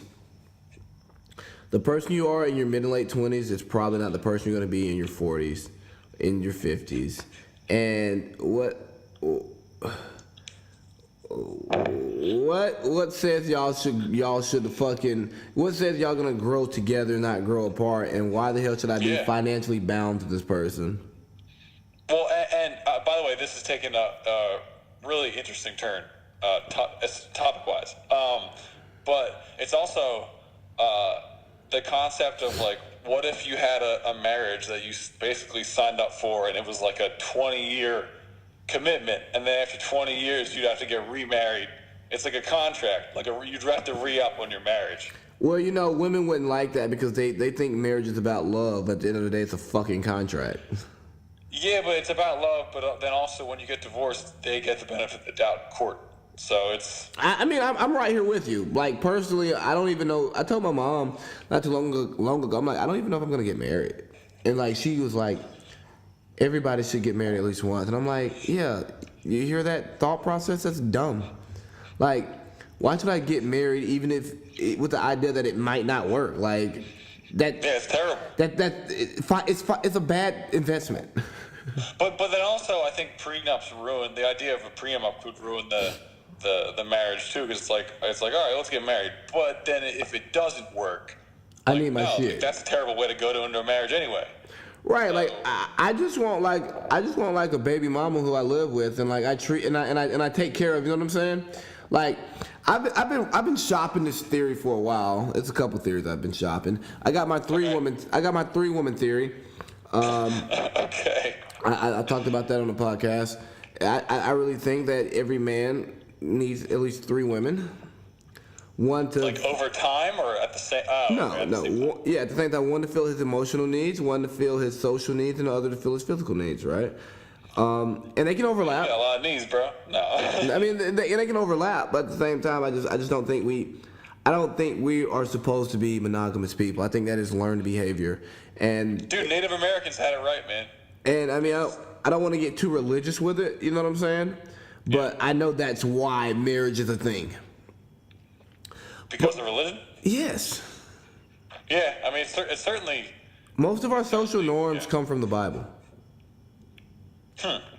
If you think about it. Yeah, I can see that. But I've also, like, talked about wanting to have multiple families. Damn, I mean, that's just a lot. I'm into... Family's a lot to handle, you know? I'm into genetic variation. And I don't think I should just have one kid with one person, or my kids with just one person. I think I should be able to have children with different people. So you're interested in it as a science experiment as well? Yes. You want to see what a combination of you would look like with multiple different people? That's interesting. Yes. That's cool. And that doesn't sit well with a lot of people. They think it's crazy. But the idea of polygamy, I thought like a lot of women would be turned off by that, but more women than you think are actually like okay with having with having multiple partners, doing the whole multiple partners thing, as long as it's communicated. So you're saying that not only, like, obviously it would have to be that women have the right to polygamy as well. Yes. Correct? Like, obviously they can have multiple men as well. Yes, like I am not the person who's gonna sit here and say, oh, I can do everything. I can do what I want to do, but you can't. Like I was in an open relationship, and I used to tell the girl, I'm like, yo, do what you want. Like, we're in different states. I don't know these motherfuckers. I'm not gonna stop you from having fun, and if we're supposed to be together, it'll work its way out. Yeah, I think that's real. My thing, I'm more in the favor of. I would be a one woman man. I like just having one person and knowing that person's not doing anything with anybody else and just having one person. But I think that whole sign up for 20 years thing, like a 20-year marriage contract instead of the whole life, I think is the more the road I would want to go down. Just because, let's just say I've been in a relationship where you're together when you're kids, and then by the time you're, I don't know, say 26, you've grown in wildly different directions, you know? Yes. So it's just, like you said, it's interesting being with somebody and 5 years later, you're just totally different people. And you're neither of you are wrong. But No, I just think that life happened. yeah, so I think there should be short-term marriage contracts. That would be the next step in my process to that. I like the short-term marriage contracts. Yeah, like a 20-year deal. I think it should be. I don't think 20 years is short. Years. I don't think 20 years is short term though. I think so. In terms of marriage, it's short term. Say you get married at 25, 45. That's still another time for another marriage. Maybe not two. Shit, I'm like LeBron, man. I need the 1 year deal. Give me that 5 year deal so I know you acting right, baby. So it's like you get a franchise tag. You're on the franchise tag, and you like your marriage after a year. Then you sign a 4-year deal. Like you just keep adding. Yeah, exactly. Because if I don't like what's going on in the front office, it's like, hey, I need a trade immediately. I need a trade. You get traded. I'm gonna exercise my free agency. Yo, yeah, baby. I know we got 1 more year left on the contract, but let me out. Yo, you need to trade me. Yo, so is it wild that we're correlating marriage to like it's a sport? No, I don't think. I love where this is going. I think this is really fucking interesting. I do too. I think this is one of the better conversations that we've had in a while. If you want to be perfectly honest, not that we have bad conversations, but like this is. It's taking you know how we used to have those random drunk nights and like we would be in the bar and we would like forget about what's going on in the bar and just start going deep into a conversation, which is kind of where the idea of the catch up came from. And we're doing that right now. Yeah, no, this is really funny. I think we've reached a point where we can really help society with these thoughts. I think Most definitely. And what I love about this conversation is it doesn't even feel like I'm doing a podcast right now. Because sometimes I do conversations with people and I feel like I'm doing a podcast. It's work. You feel like it's work. Yeah, but like right now, like I'm just talking to one of my boys. Yeah. I mean, if to anyone out there, if you're well, that's because you are talking to one of your boys. Yeah. But to anyone out there who's trying to do a podcast, once you're like, all right, we're rolling. Stuff changes. Yeah. So if you're doing something with somebody, don't tell them it's rolling. They're gonna be a lot more free flowing. Exactly. Like, and a lot of people don't. And I've learned this, like having guests on, is that a lot of people once that mic is on, they change. I'm like, yo, bro. Don't tell them it's rolling. Just start talking to them. I remember we used to on our first time we had to restart. Remember we were talking about this earlier. We fried the shrimp. And then we were talking, we had a great conversation, and then we sat down, we turned the mics on, and it was just all different. Yeah. Like something changes. It does. This is why it is impressive. Like it's podcasters. That's not a skill. You're just talking. Man, you crazy. Like it is so different to talk like on a microphone than it is to like just sit around and have a conversation. Especially if you're podcasting by yourself. Yeah, well, I wouldn't be able to. I applaud you for that. I used to intern for a radio station where a dude would just go on and he'd basically be by himself talking into a mic for 4 hours every night of the week. Like, that is it's a skill. Yeah, I don't have 4 hours in me yet. No, that's. I mean, obviously he'd have callers and he'd have like every once in a while he'd have commercials and everything. But yeah, and then he would like rehash topics. Yeah, and previews, and there'd be some type of script some of the time. But man, I would need to decompress after that for a long time. So I think my longest solo podcast is about an hour 20, and that is how I decompress. That's a lot. That is a lot. We tried tried to do that where I had like the opening monologue for about 20 minutes on one of our podcasts, and it wasn't good. It was not good. So I'm still playing around with my model and all of that stuff and how I want to do stuff, and I like I like the opening monologue, but a lot of times my monologues end up coming later in the podcast. Because I'll write monologues for different topics and try to figure out how I'm going to work them in, because you can, like, if you're prepping for a weekly podcast, or for me, like right now I'm trying to do 2 a week, one by myself and one with someone else. Shout out to this new pod I'm doing, BS in Bahrain, another shameless plug. But but I'll write out all this stuff, and then by the time it's record day, the priority shifts because something else has happened. So like I'm adding on to the stuff that I've already written, or I just get to talking, and then like I'll say some shit and I'll be like, and I just go off in the left field on a whole other topic that I didn't even like prep for. Yeah, I mean, well, that's how it works. Yeah, but it's fun. Yeah, no, absolutely. You can't have too much. You can't have too much of a script. You know who is the best podcast or the best monologue in the game right now? The best monologue in sports media? Colin Cowherd. No, man, Rachel Nichols. She has an awesome monologue most of the time on the jump. I need to check it out because I don't consume many ESPN products. If you want to hear the truth. I mean, yeah, I can't stand the first take stuff. But no, she knows basketball. Usually the guests are pretty good, but she always opens most topics with like a little 2 to 5 minute just spiel, and it's accompanied by pictures. But it's usually it's awesome. It's probably the best way I've seen it done. So if you're trying to get monologues down, that's definitely someone to look at. You know, Colin's gonna give you a good 10-minute monologue. I've come around to him, even though he really is not ever kind to Philadelphia fans. Oh yeah. He's not a talented dude. He's not kind to the fans. No, he's shown the city love though. Yeah, well, he loves our quarterback. He loves our point guard too. He loves Ben Simmons. Yeah, he's good. And there are days that I don't want to listen to him, but then I remember like I don't always listen to Colin Cowherd to like get his take on stuff. I listen to him to like practice. You know what I'm saying? Like to get better. Yeah. Because like he elicits. Same with Simmons, man. Same with Bill Simmons. Like that dude's ability.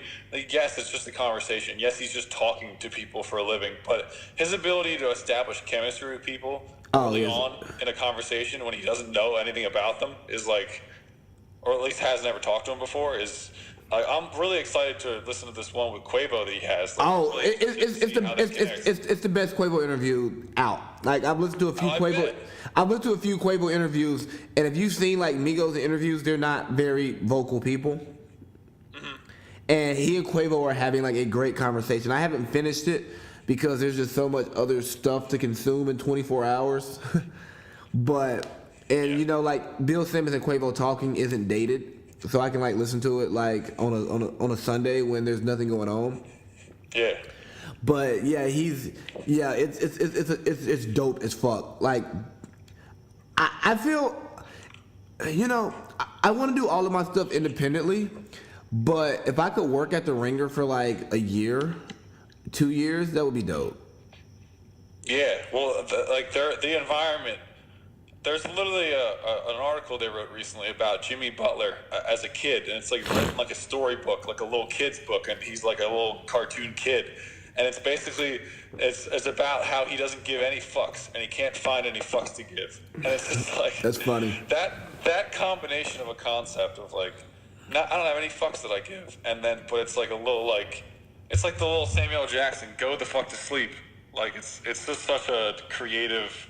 Like there's no limits on like they're allowed to use whatever language they want, and that's important. But then also like they're not boxed in content wise. No, they're not. Like the business model that I'm like currently building right now, a lot of it is Ringer inspired because I think the Ringer is a dope hub to like go get content.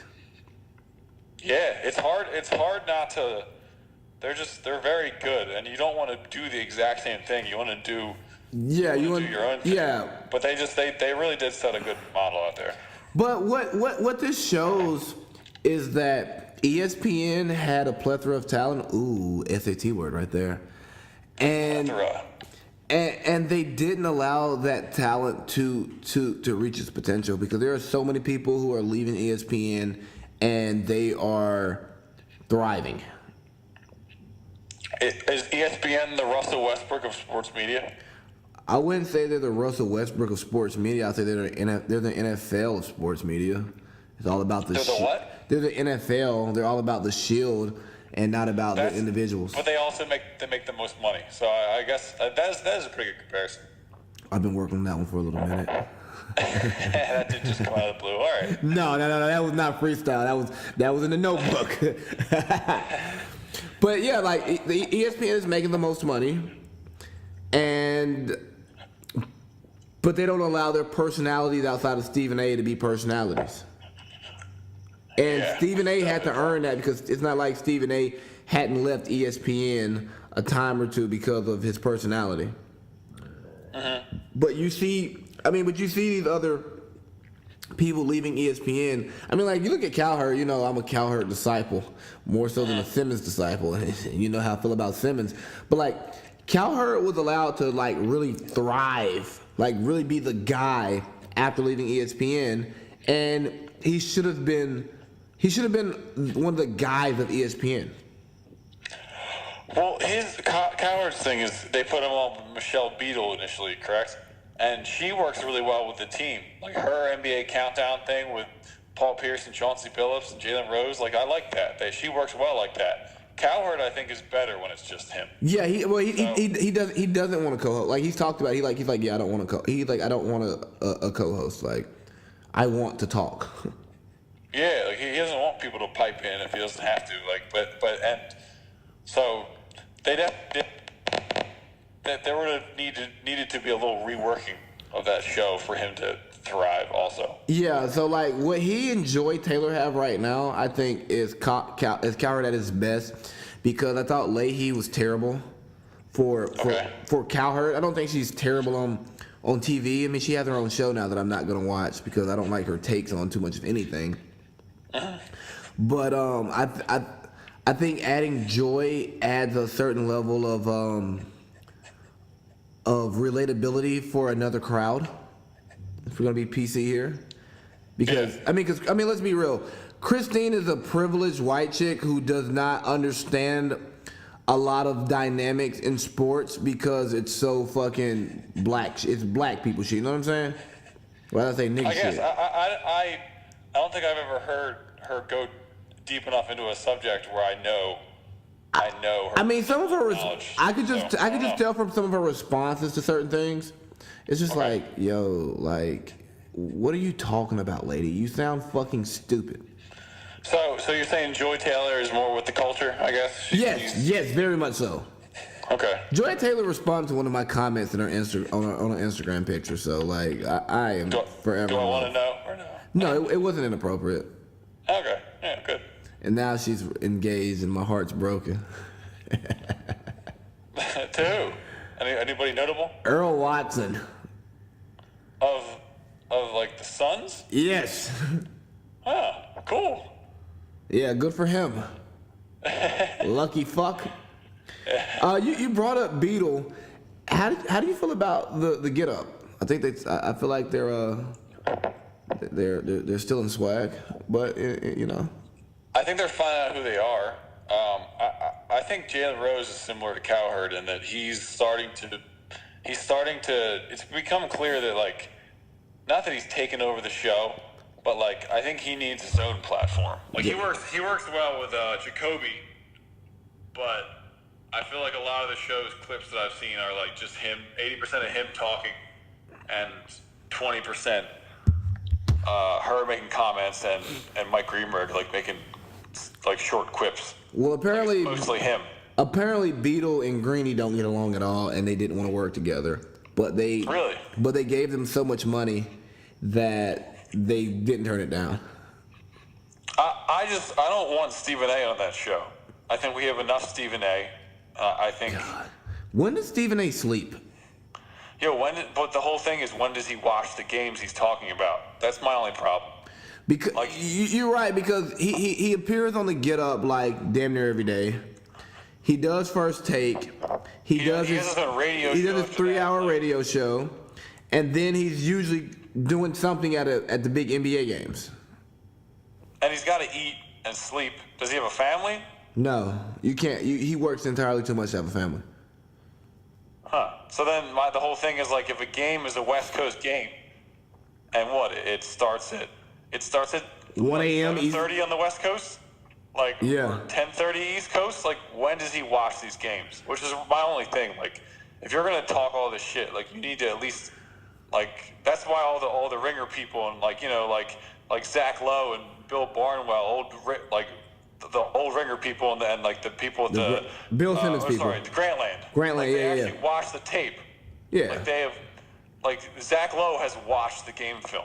I So, honestly, like, when he says something, I know that he actually is correct. I honestly wish the Ringer was big enough so that Bill could employ all of his people, to include Jalen and Jacoby. Yeah. Well, yeah. I definitely, and Zach Lowe notably. Also. Yeah. I'm sorry. Yeah, you saying Zach Lowe made me think of that thought. But I forgot to say his name, and forgive me.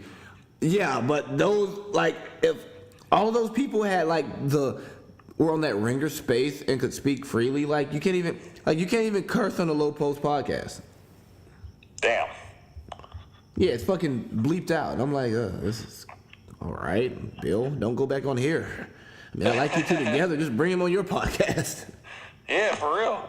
But yeah, I want takes from people that have either played the game, but I think that's, at this point, the whole "you didn't play the game" is overused. I think. Oh god, that's one of the weakest fucking arguments in the game. And I have friends who are like, I don't want to hear people who never played talk about it. I'm like, well, look, the media is made up of a bunch of people who didn't play the game. And honestly, as many issues as I have with the media, I probably have more issues with fucking players.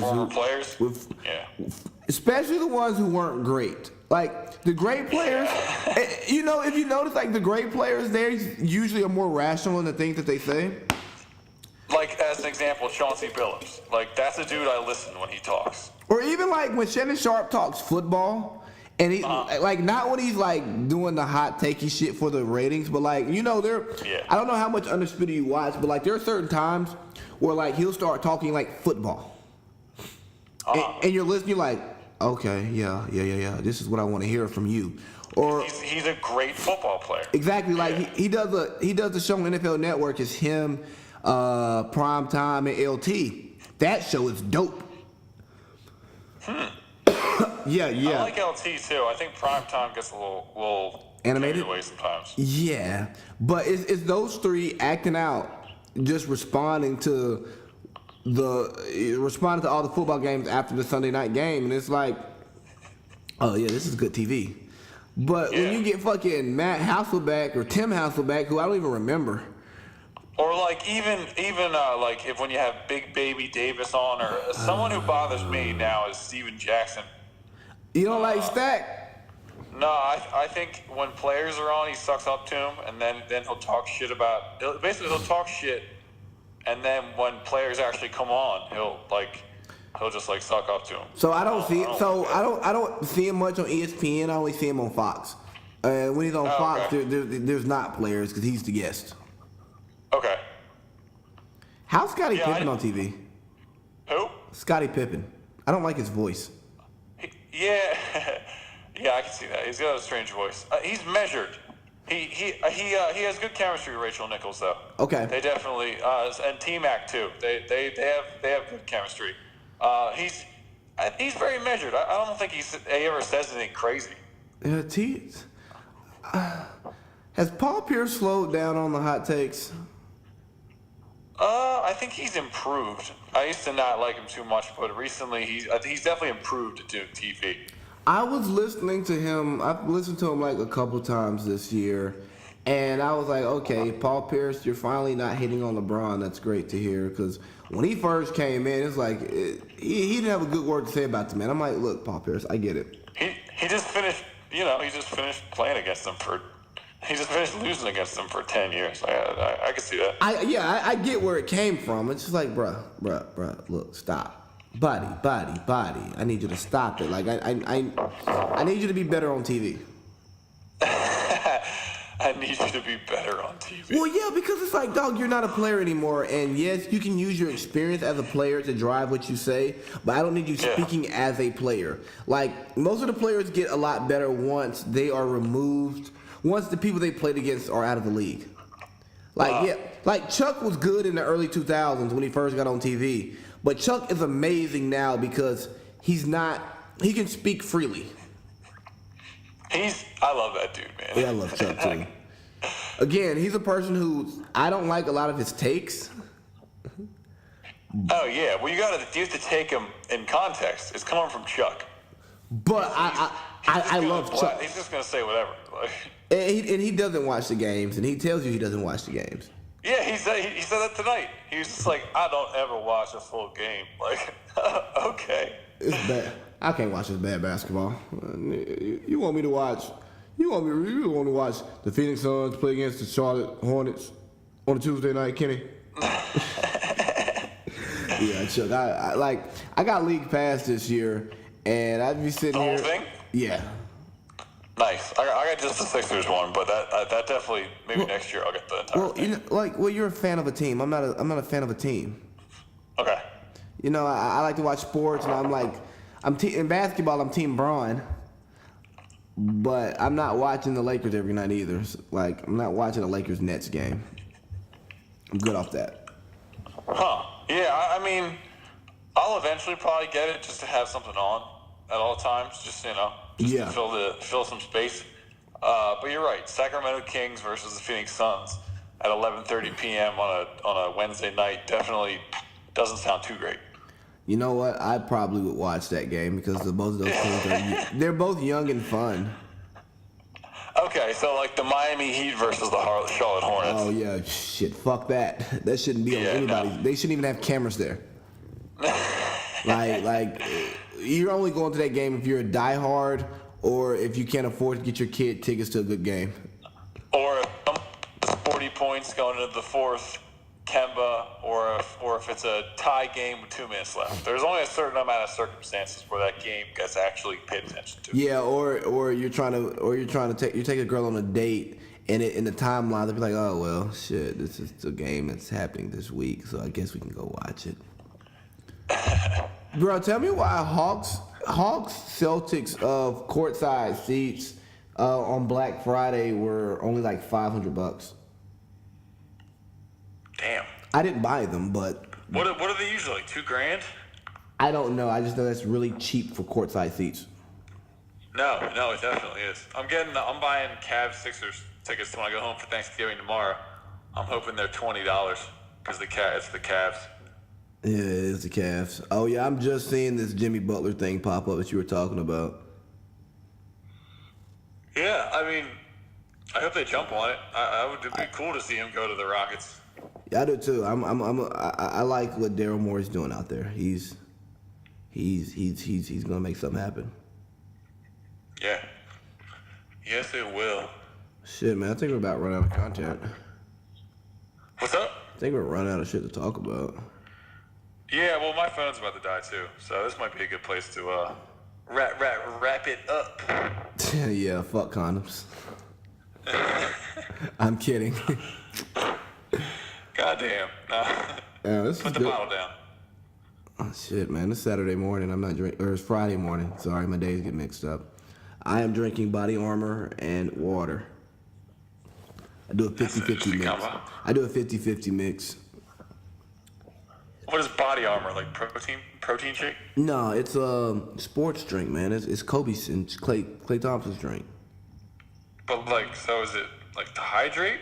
Yes. Is it okay? All right. Yeah. I've been on that smoothie game. So I was on it, but I left my bullet, little magic bullet in America. So I've just been like, fuck it. Damn, blenders are so clutch. They are. That's my favorite. That's my favorite adult purchase. Was a blender. Oh yeah, it's a great purchase because you can make smoothies and you can make margaritas.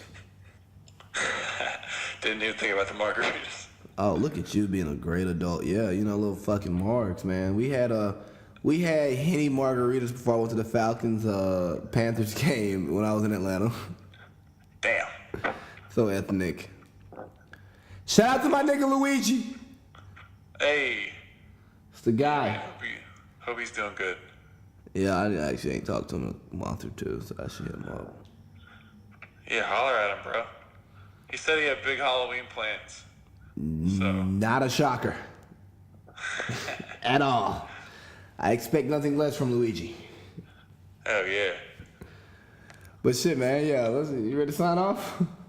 Yeah, let's do it. All right, goddamn, it was great. We caught up. Catch up reunion, even though I fell asleep and I woke up and we did it. We got back in it.